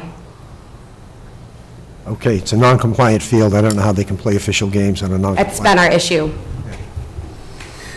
So, I mean, how does, if this proposed here with this athletic complex comes in, I don't see how that doesn't ease this crowd. Combined, we'll meet the needs identified in the 2007 study, so it begins to just meet our needs, but it's not going to, knock one out of the other. We're hopeful that the equestrian proposal moves forward, but it's still several years away from happening if it does happen. So isn't this field? But this is an immediate way to get a field within the next 2 years to begin relieving our pressure. But it's still, they tie into one another. We have significant needs. We have not had one multi-purpose field ever developed here in town, and our leagues are growing. So to go back, I'm sorry, just to go back to Jeff's question, so we're going to abandon Little League and softball. Basically, you said the only sports when I asked what sports we were going to provide, you only named lacrosse. No, I didn't say that. I said this field is not designed for baseball, it's designed for those. Okay, you were talking specific to uses for this field, you Yes. only see lacrosse, football, and soccer. That's where we don't have adequate facilities. You may have an outfield somewhere you can play soccer, but it's not lined, it's not regulated. But you can multi-line fields. If we had a location to. And just a comment, if I may, the Wait, three wait, sports wait. you named are the most abusive on field surfaces. That's why it's gonna be artificial turf. That was my implication. Someone over here had a question. I did, but I don't know if anybody else Go did. ahead, Kathy. Yeah. I think Mike actually had his hand up before me. Okay. So, let me just kind of bring this in, a little history and perspective here, as I got it right. We've been talking about the need for fields for 20, 25 years. We got a few fields behind the town barn, that's not enough. We keep hearing we need more. We brought a proposal, how many years ago, $6 million or so for a new field over at town barn. There was quite a bit of ledge removal that was driving the costs up, so that got turned down. People thought $6 million for one field was too much money. We didn't want to spend the money for the ledge removal. There should be cheaper options elsewhere. We've spent time looking at other locations. It seems like this is the only really viable spot we have. We've got shepherd parcels, we got other parcels, but they're not available for use for fields, we understand, right? So we keep coming back to this one. I thought last year when we were looking for money to do the design, we were talking somewhere in the order, that didn't get funded at town meeting. We were talking maybe this field would be about $3 million, this number I had in my mind, and maybe I was right or wrong. Now we're at 5.4, so we're not too far off from the $6 million field that wasn't accepted at town meeting several years back. So the story's the same. We need a field. We might have 4 fields we can make friends at the school committee and have use of that for softball and Little League, but those fields really aren't viable for these sports. We need to put it here. So what's the story? What's the thing that is a little different this year that maybe we get people's attention to finally fund this thing versus it's yet another very expensive field, and as much as we need it, we don't want to spend that amount of money. Especially when you have that possibility.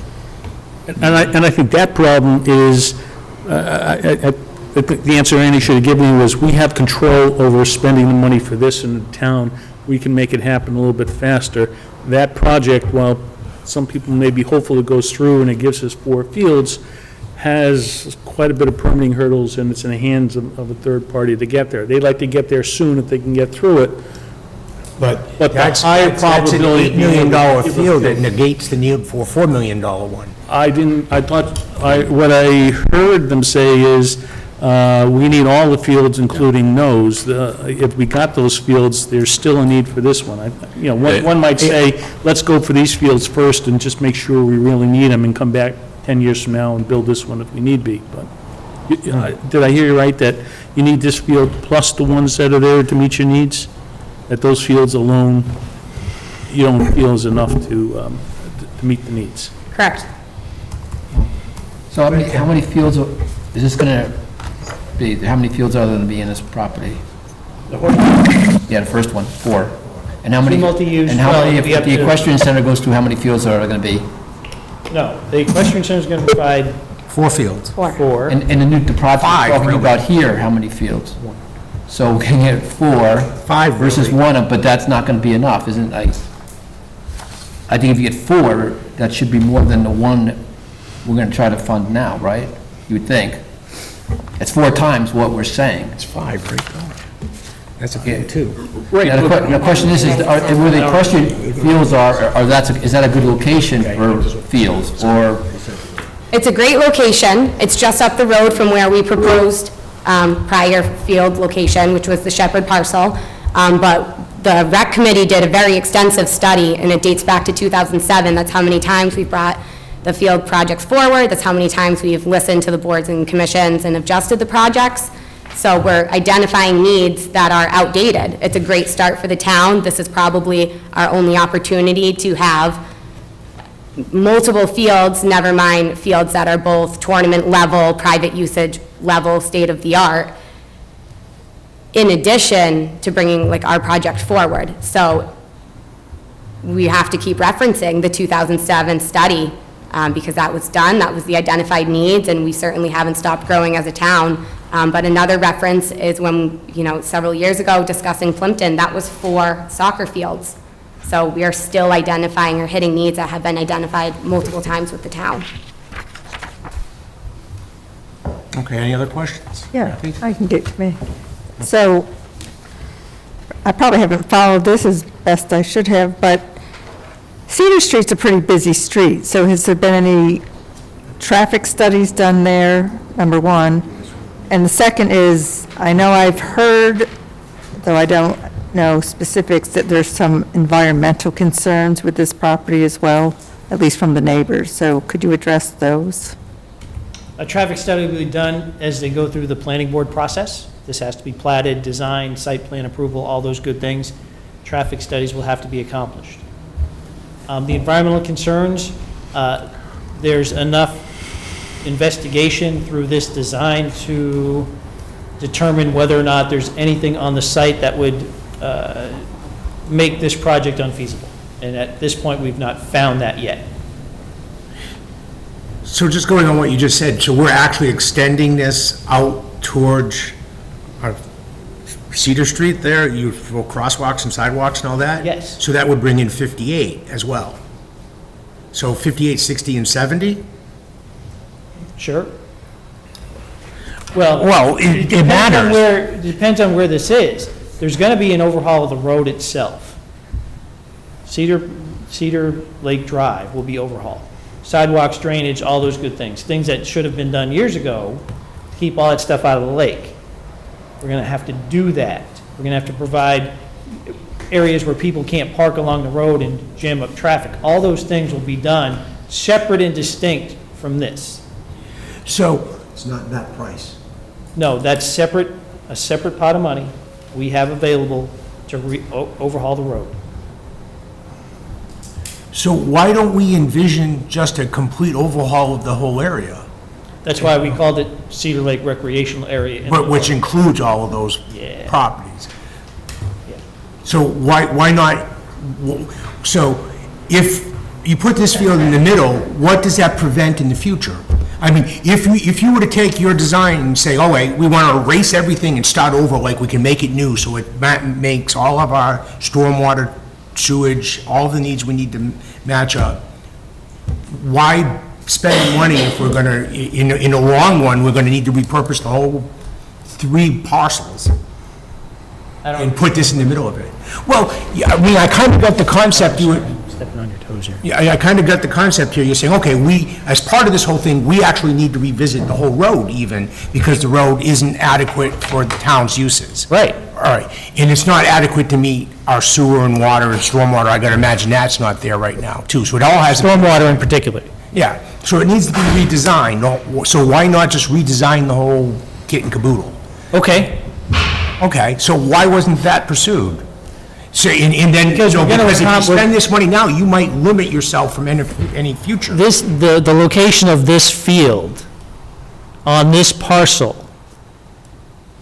is where you would put it anyway, because it's away from the environmental concerns, it's accessible to the road, it has connectivity to the existing recreation areas, and it doesn't prevent you later on from using other areas on the parcel for other things.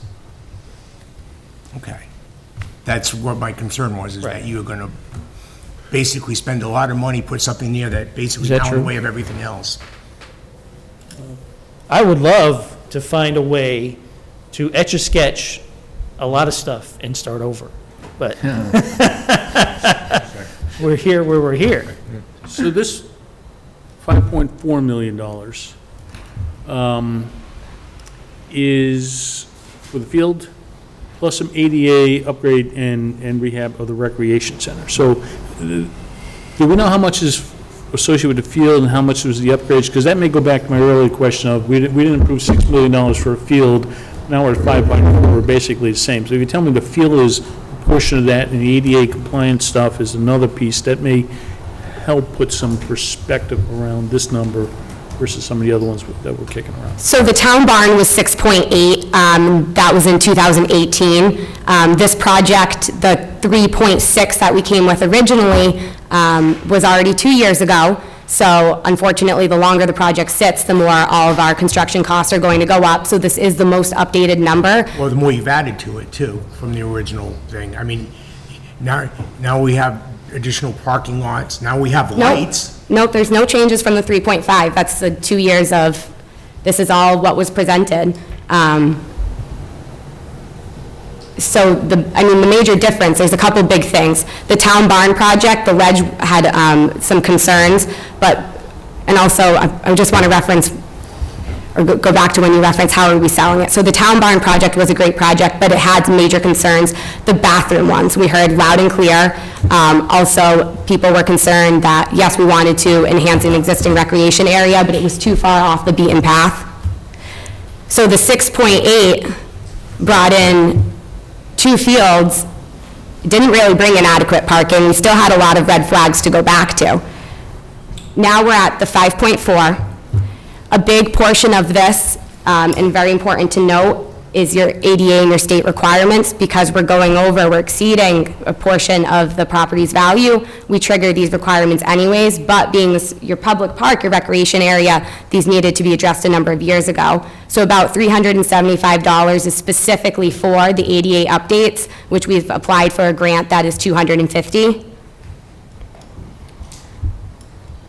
As you told me the number is 2 million, then, you would have broken them up a lot more than that, but that's helpful. So of the 5.4, 5 million is basically for the fields, the other 400,000 is for the ADA upgrades and stuff that need to take place there. Parking lots, Yep, okay. drainage.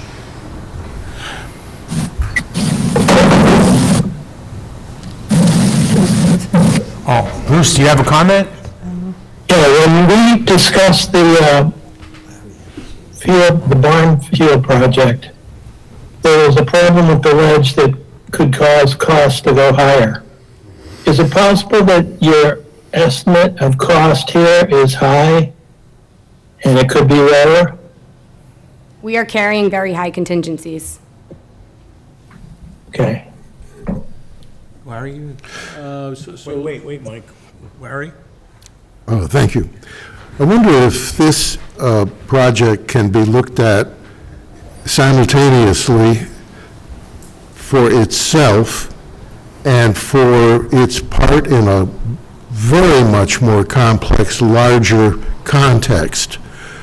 And in that context, there are factors over which the townspeople have no control. Amazon in Charlton, what develops in Woodstock, Connecticut, and so forth. Metro West came from somewhere. We are at the intersection of 2 interstates.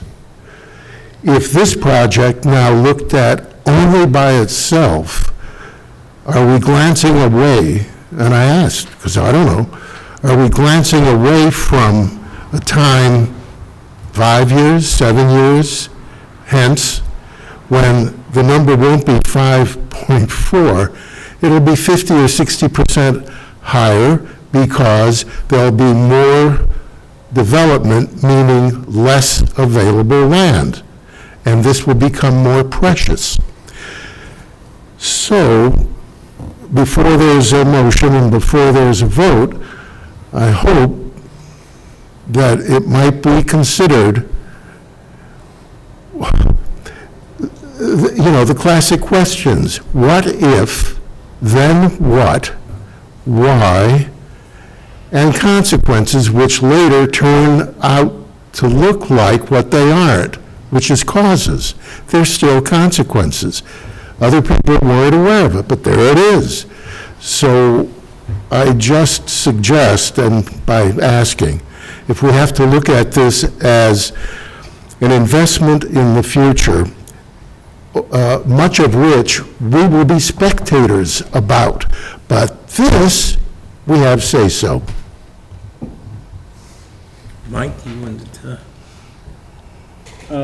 Yeah, I'll turn my contingency question to a comment. When you say there's high contingency, I'd be curious what's in there, but also part of that would be, hey, we got 5.4 million, there's a lot of contingency, we only needed 4.5. Hey, we got some more money, let's add some added features. So I hope the contingency is controlled to meet the intended scope and not a pool of money for extras should you not need to spend it all to meet the scope. So along with Larry's question, I'm trying to look at this as maybe, again, more of a comment, where to go, right? We could sit here and say, no, too much money's been turned down before, let's take no action on this one. Let's hope that let's hope these fields get through and passes a town meeting and use that as our preferred first step, and then if not, well, we'll come back again next year for another number that'll be higher if nothing else changes. Or do we move this thing forward, and at least let voters have one more shot at, do you want a field and are you willing to pay for it, and let them decide yay or nay. And I'm tempted to go in that direction and read you a motion in here that includes 60 and 70 Or Cedar 58, Street. 60, and 70, If just you to want make sure. 58, I'll throw it in there. And the issue is, if we move forward, is the funding rate. So from a financial perspective, do we have this funded in the right way through two sources? I feel we've got the right one versus free cash or other revenue streams here. Yeah, but it's and the this- same setup as we had, I'm sorry, Mr. Chair. No, sure, go Same ahead. setup as we had at the senior center. We'll look for grants and other infrastructure available funds to use to reduce the amount of money that's borrowed on the project. And like the senior center, it's going to require a debt exclusion vote as well. So you got to go through two hurdles to get this thing up. And we do have a proposed tax rate impact, though. You've seen that as well. Just make sure you can listen. Yeah, we talked to senior center, it was like $200. Once, it gets funded, we have to start paying extra $200 for the average taxpayer. This is an extra $100 on top of all the increases that people saw in their bills this year. So, yep, I'm all set. So, Yeah, I actually appreciate and agree with a lot of what you said, but I do think there's something that has to be clarified here. We've heard a couple of times from the experts, the rec, and based on the study, that this isn't an either-or between the fields at the Equine Center or this one. They have stipulated we need both. Comments from this group has suggested it only needs to be, if the equestrian went in, we wouldn't need this. That has not been the statement from anyone other than members of this board. Okay, fair enough. Any other questions or comments? Along those lines, when where's the study, then I don't understand the math, because if we get 4 fields and we're going to put 1 in, does that mean we need another additional 3 fields, another 15 million down the road to match this and the equestrian fields? And then you have the Burgess capacity, because I think I'm in agreement that we need capacity to question for fields, but the question is, where's it coming from? And Burgess came up, and like you said, let's change the paradigm and look at things, fine, nothing wrong with that. And then we have the question with there's 4 fields, but if that doesn't go through, we only have 1. So we have 1, and with the other 4, that still doesn't give us enough. That means we're gonna have to come back for another $15 million, maybe more than that, maybe 20 million, to meet our capacity. Now, where's the capacity that says we need $20 million worth of fields? Or where's the stuff? I don't know. Numbers. I don't know where that number comes from. That's a lot of money and a lot of fields. So I just need to reiterate, the Burgess fields are not multipurpose fields. So they're softball and baseball only. If you were to remove those to put a multipurpose in, you need to replace what you removed because they're full usage. So just to clarify for the board, we're talking about very different types of fields and usage there. If we don't have the equestrian proposal, recreation, we discussed this a lot at the informational night. It'll be a miracle to ever find a spot that can host this amount of fields. Sturbridge is incredibly developed. We've identified and gone through hundreds of parcels. We were not allowed to expand onto 70 to put additional fields at this location. So the town of Sturbridge will continue to have inadequate fields for their entire, youth sports division. Go ahead, Jeff. Please. I would say that from where we are today, if we were to be fortunate enough to get the fields from the Equestrian Center, and this field constructed and utilized, I think at that point it would be incumbent upon the town to revisit a recreational study on its youth sports, teenage sports, adult sports, and come up with a plan to say, we have all these now, we have the old fields at Burgess and the other fields we had before. How do we now maximize all those and use them in conjunction, and then look at unmet needs, which may be addressed 10, 15 years down the road, right? There's no immediacy. We're going to get, if everything works out, we're getting 5 fields we never had before, right? We're going to be swimming in fields. I don't know that anybody's going to come back and say we need more in a short period of time, right? But I would hope when that happens, it's based upon some kind of study of the number of people we have using the fields, the availability of the fields, whether or not they need to be rested, whether or not to be rehabbed, all those things into a package that's then presented to the community and say, here's the need, or here's what we've accomplished. And I would just, Jeff, this is before your time in town, and Anna remembers this, because this was like a kick in the gut when it happened. We bought 200 acres at the Plimpton property with 20 acres set aside for active recreation, and then we discovered an endangered species on the property and we couldn't use it. And here's my question. Of that 200 acres, have we ever explored the possibility that the 20 acres we were supposed to use that has the endangered species, that endangered species doesn't incorporate the whole 200, and we might use a different 20 acres out of the 200 on another corner of the property? Just an informational question. And that's an excellent point, but that would require us to open up a conservation restriction, because the rest of the land is incorporated into a conservation restriction. What is the 20 acres that has that? It doesn't have a restriction on it. No restriction on it? No conservation legal document overlaid on that. We just have a species that can't be disturbed in some form or fashion. Fascinating. Just, Is it? But the town of Sturbridge is fortunate that you have tremendous environmental assets, and I call them assets, the lakes and the wetlands and all those good things, but you're also challenged to having contiguous 50, 60, 70, 30 acres of land that aren't encumbered with those assets where you can build quality fields. And and I'm sure you're going to get to the public tonight. Wait a minute, let me finish. You're going to get to the public tonight, and they're concerned about their neighborhood. Legitimate concerns. Okay. So, before you do that, I have 2 members of the public. Do you want to comment on this particular article, so I don't forget? That was a great segment. Okay. You're going to have to come up and state your name and address. Okay. 2 to 3 minutes? Yeah, and if you can kind of keep your comments to like 3 minutes or so. Very succinct. Thank you.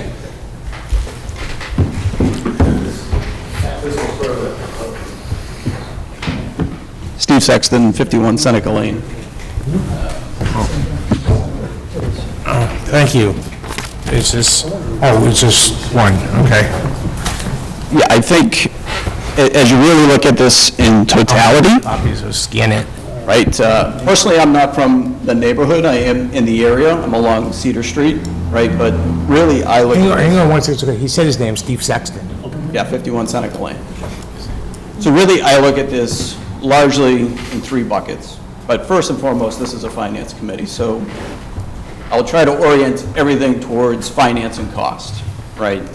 And I think really much of the discussion has been great in terms of where we've gotten to, and in some respects, I feel for the rec committee, because our paradigm, if you will, over these years has kind of put us in a pretty tough spot, right? Because we've been to bat with this so many times, and yet we strike out every single time for, let's call it, not great reasons, right? Even though, to Jeff's point, we have conservation impacts that need to be considered. The challenge is we don't look at those up front, and it's all back-ended, and we waste taxpayer dollars, right? And that's essentially kind of what's happened.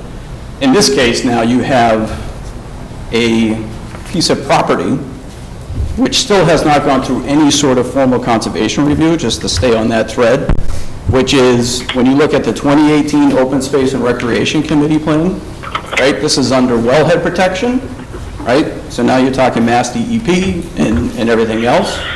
It's rare species environment, it's an upland watershed for the Quinnebog River and everything else.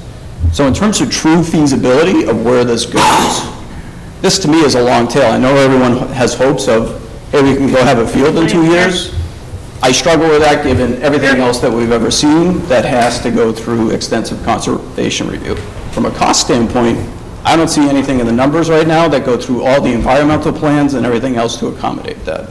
It's just not itemized, right? So that's one of my questions that I haven't gotten an answer to yet. On a broader level, the concern I have is relative to other options that we do have, and I've raised up before. We had the 2016 option for Town Barn, right? We had designs and everything else done. I've now come to understand we like to expand our DPW, but why could we not at least get a complex rather than yet another one-off field that's going to be struggled to be maintained and everything else, to at least get that a bit more centralized down at Town Barn, maybe do some redesign of the existing fields that we do have that needs to be refurbished anyway because it's got its own maintenance challenges. And it's a better way and probably a more cheaper bang for buck than building a whole net new field that has immense unknowns right now and significant grave impacts that need to be dealt with environmentally. And I don't think anyone's really spoken to what is the operational cost, because this isn't a 27 home dead-end neighborhood. So now on game day on Saturday, right, and we have a site plan right now that only has 52 parking spots for game days, right? I can make an argument that you need 100 parking spots on a game day. When you have overlapping teams warming up, games that are going on, how do we do this? What they have said is, we're not going to allow parking on the street. So now where do these people park, right? So that's another big issue. So to me, the design is insufficient, well-intended, but just insufficient space for what is required when you look at a field of this type, okay? The secondary issue is the traffic and safety, and I think you had brought that up. That is immense, right? And you're going to hear all kinds of people from that corridor who have the same concern, right? There's signs everywhere. There's blind driveways, all kinds of accidents, all right? But when you specifically get to Cedar Pond Road, how are you going to maintain all this in and out? How are emergency vehicles going to get to all these homes that are along the lake that are beyond where this field is going to go? So when there is a real emergency and crisis, it's tight, right? Regardless of what you can do with roadways and everything. So now that's added operational cost. You probably need police to maintain it. What about folks who are now coming in from out of town? Right now it's a in-town rec area.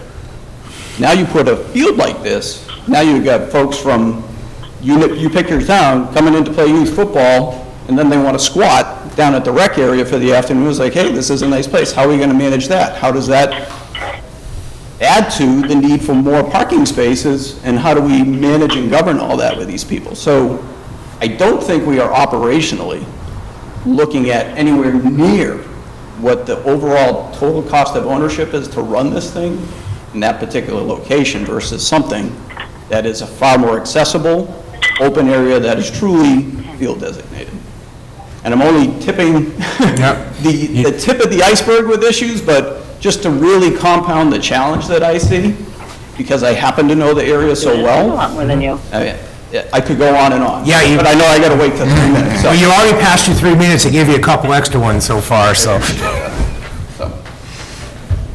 Did I make a comment? Sure, if you want. You know, the town barn was mentioned, and that was a proposition we looked at a while ago, and as we all remember that were involved, it was a $2 million cost to remove ledge that was associated with that. If it had happened a few years before that, someone would have paid us for that ledge. But the other complicating factor there was, that constricted us, and Annie knows this, there were environmental impacts because of the conservation zone, so we had to be careful where we put it. And then one concern that came up late in that consideration was the fact that if we did enough blasting to remove all that ledge, we were perhaps going to damage the water supply to the Sturbridge Hills condominium complex. I believe they're on wells, I don't believe they're on town water, I could be wrong on that, but that came up as a prospect that we could cause serious damage to their infrastructure. And that really got everybody's attention. So I just wanted to make clear that that was a factor that was considered at the time too, as well as the fact that it's wetlands all around that place, and we couldn't pave the road, we had to be careful what type of surface we put on that road. So even though we looked at that, there were drawbacks to that, and it made that not the ideal site. It made it the site we were trying to settle for, as not the best site, but the best site we could agree to at the time. Am I saying that anywhere close to accurately, Annie? It's very accurate. It's a great point to bring up. So it's natural heritage that we're fully involved with for Town Barn. So we would have been able to move the project forward, but with significant takes, and depending on, there was a huge cost in added to be able to not environmentally impact it. The roadway access is a great point, because a lot of people had concerns with that. But that Town Barn project has significantly more environmental concerns than the project in front of us tonight. To one of Mr. Sexton's questions, it's actually, and even Mike asked this question, which still hasn't really been answered yet. What is the breakdown in this number? What's the field? What's the, the actual having to move earth costs? What's the, tarring and paving of a parking lot costs? How is that all broken down? Because we haven't seen those numbers. Yeah, I have that on the printer. It's been on the website, but I'll grab that for you. I can comment on part of it if you want. If I could just add a comment. I don't disagree with the comments of, this site's got some issues, Town Barn's got some issues. To steal a phrase from a colleague of mine, we don't really have an ideal site, otherwise we would have found it, probably funded it years ago. So I think the town's in a position looking for that spot that gives them a field versus a complex, because we don't really have enough space for complexes, and we're looking for the one that's least bad here. And Town Barn wasn't accepted by town meeting for a number of reasons. There's some technical reasons even we tried to reconsider it. This one's not ideal. There really isn't an ideal site. So the question is, do we give taxpayers an opportunity to weigh in on whether they want to proceed here, or say no to this one as well, and we just keep looking for other options? I guess I saw your hand up. I'll let you come back in 1 second. This is a town infamous for doing repeated studies. And for this particular project, we're, relying on a study that's 14 years old. I mean, granted, things have changed. I bet you in that previous study, La Crosse wasn't even considered. So why aren't we taking a study to see, where I'm going with? I mean, what You do want we to really hold know? a study and stand on the floor of town meeting and say we want to do another study? I mean, it seems to be the modus operandi of the operations of the town, so. I don't see Kevin doing that. No, I don't either. And regardless of how old the study is, the need has still hasn't been met. Right? Okay. Any other public comments? There's been no additional field constructed since. Wait, Mr. Sexton, do you want to make your comment? The only thing I was going to mention, because I missed it before, right? We do have other land that hasn't really been, at least to my knowledge, really looked at. 78 Holland Road, for example, down to 148. You have tons of acreage down there. right? One would think that could be an opportunity. Frankly, if you go look around, there's probably other lands you could buy, and this is to Jim's note about even the senior center. We probably should have looked at that, because in the whole scheme of things, it's a rounding error, right? So, again, I'm a realist, a pragmatist about where you can get something. I've missed the opportunity at this point with my kids as far as the field, right? That's by and gone at this point, unfortunately, and I think we need absolutely for the growth of the town, just like we do the senior center. I'm just all about feasibility of location, and I do think we could have other sites which are far better in the longer term vision of Sturbridge, right? Accessible wise, and still also in compliance with our vision and strategy, such as the Open Space 2018 plan. Otherwise, what good is our plan? I just don't get it, to be honest with you, right? Thank you. And you had one last Just comment? one comment. I commented earlier this field was going to be 10 feet higher than the road level. And there was a reason for that. I attended the hearing, and if I'm recalling correctly, we've talked about runoff into the lake and so forth, but I believe the way the field was designed, that the detention/retention basins that were going to hold that runoff are under the field, and we're going to contain that water and release it in an appropriate way so it didn't rush into the lake or it didn't rush down the road. It was going to be held back like in most areas that are impervious surfaces. You retain the water and you let it distribute into the environment in a controlled fashion so you don't cause pollution and you don't cause erosion and whatever. And I believe when Mr. Cohn made that presentation, he did touch on that there was containment of the runoff under the field, and that's why it had to be raised 10 feet to contain that design underneath. But anyway, just wanted to point that out because it was addressed by another speaker. So, Why don't I make a motion to see how the committee would like to go? no, you're going to need to read it and add in the located at. Yeah, and we're certain that 58, 60, and 70 are all town parcels that are associated with the recreation. It was exactly what was in the annual town meeting article. That's exactly how it was titled. Okay. So I'll make a motion that the Finance Committee recommend to town meeting that the town appropriates $5,410,000 to pay costs of designing, engineering, constructing, and equipping a multi-use field and accessory structures and improvements at the Cedar Lake Recreation Area located at 58, 60, and 70 Cedar Street, and for the payment of any and all incidental and related costs, and that to meet this appropriation, the treasurer, with the approval of the selectmen, is authorized to borrow $4,410,000 under and pursuant to General Laws, Chapter 44, Section 7-1, or any other enabling authority, and $1 million under and pursuant to General Laws, Chapter 44B, Community Preservation Act, or any other enabling authority, and to issue bonds or notes of the town therefore. No amounts shall be borrowed or expended hereunder unless the town shall have voted to exclude the amounts required to repay any borrowing authorized by this vote from the limitations on total property taxes in accordance with General Laws, Chapter 59, Section 21CK, also known as Proposition 2.5.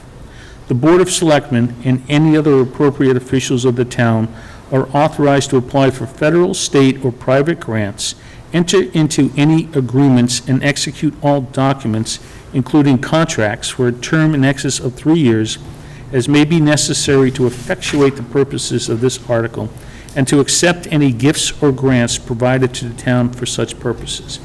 Any premium received upon the sale of any bonds or notes approved by this vote, less any premium applied to the payment of the cost of issuance of such bonds or notes, may be applied to the payment of costs approved by this vote in accordance with General Laws, Chapter 44, Section 20, thereby reducing the amount authorized to be borrowed to pay such costs by a like amount.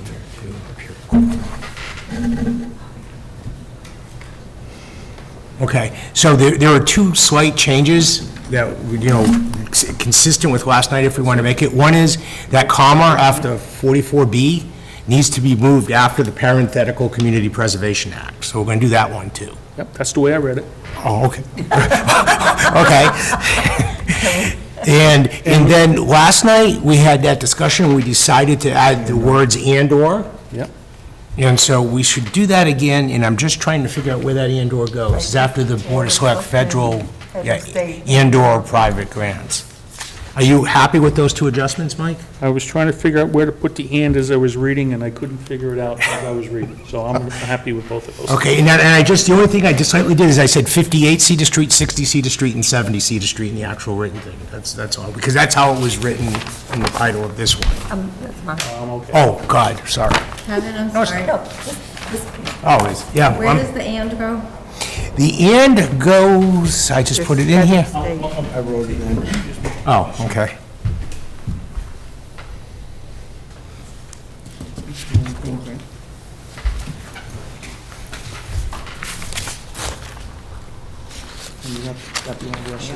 Right here, yeah. I got it over here. And we have the column. You all set to win? Okay, great. So that is our motion, as it's typed in here. So, motion as amended. And that was Mike. Do I have a second? Second. Joe. Any further questions or comments? All those in favor? All those opposed? Oh, four. Four. All four. So the vote is 4-4, so the motion fails. What about Bruce? You got Bruce? Yeah, Bruce voted for.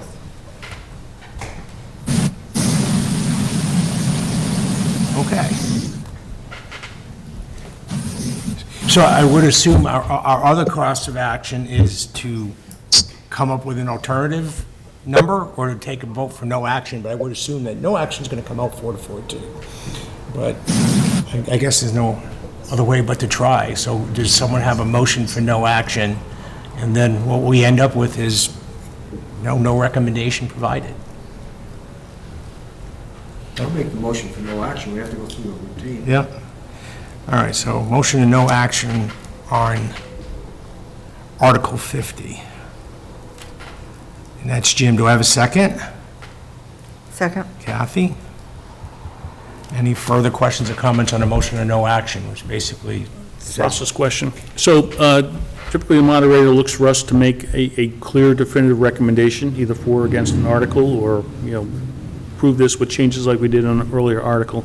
If we end up with another 4-4, and there's no direction from the Finance Committee, he'll take a substitute motion from the floor. And Correct. that's really, we don't have any We don't have any- recommendation to the... Right, we couldn't come to one.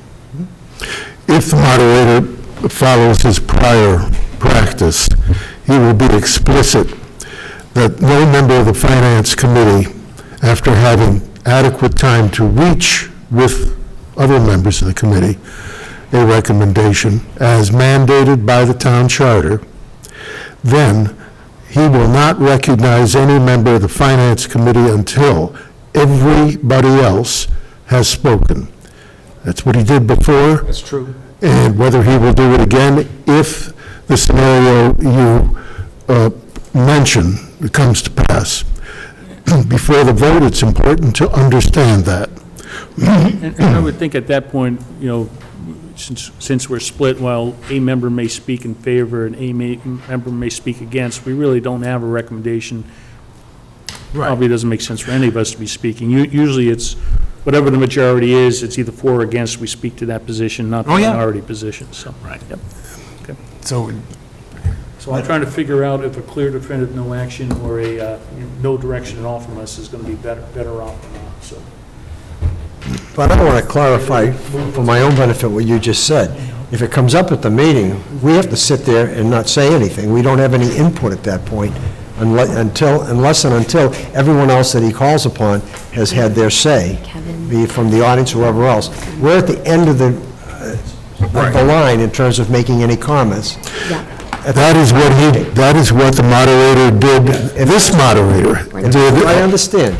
And they may or may not this next time if the situation arises. Why don't Jim finish his point first? Well, I have no argument with that, because if we've decided to abdicate That's the responsibility to recommend or to take no action, then we should be at the end of the line, so I'm not going to argue with that. Well, the moderator is a separate entity. We can sit here and discuss what we think he ought to do, but that gets us nowhere. We don't have time to revisit. But I just wanted to be, So we have first, second, yeah, go ahead.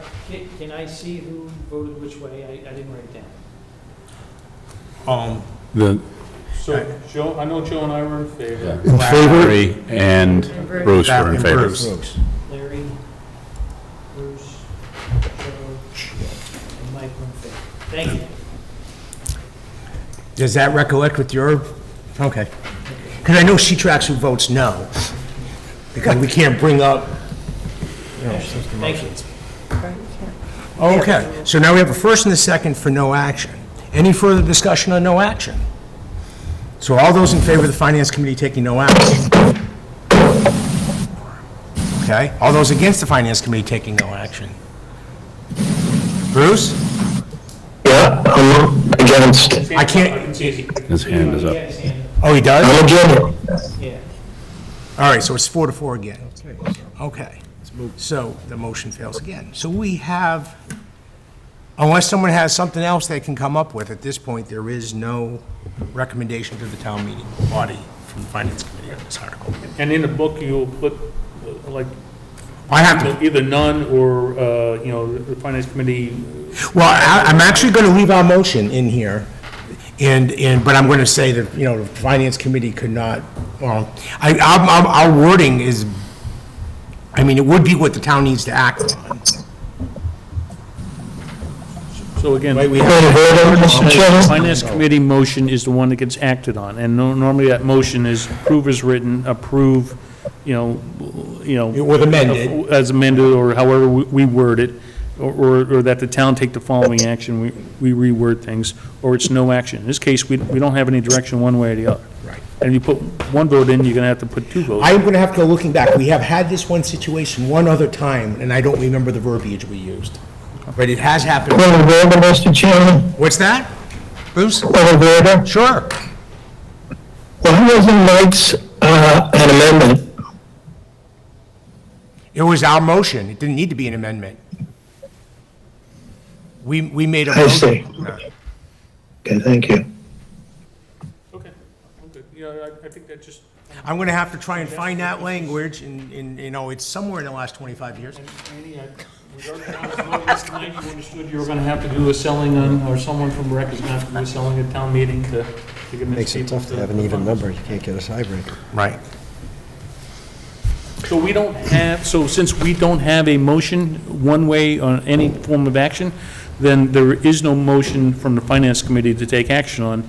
I assume he'll be looking for somebody to make a substitute motion. to bring Yeah, it I'm forward. sure that won't be up, something that's difficult to come. Well, there is a peculiarity.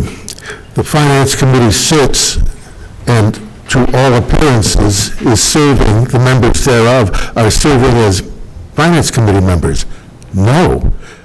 Sitting there looking one way, but we are actually just plain residents.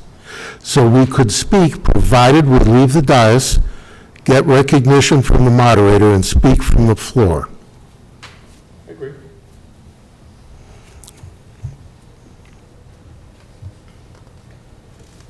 Okay. I think we're all set. Yeah, I think we're not going to get any farther with it tonight.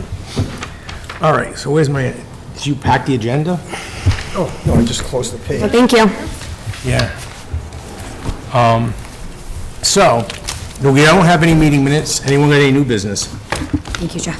Thank you. No. No? Old business, just one thing about liaisons.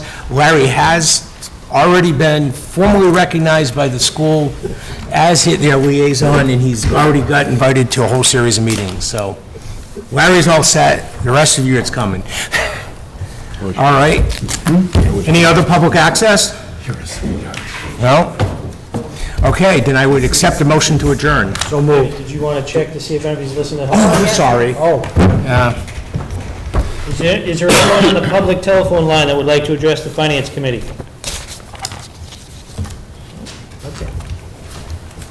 Okay.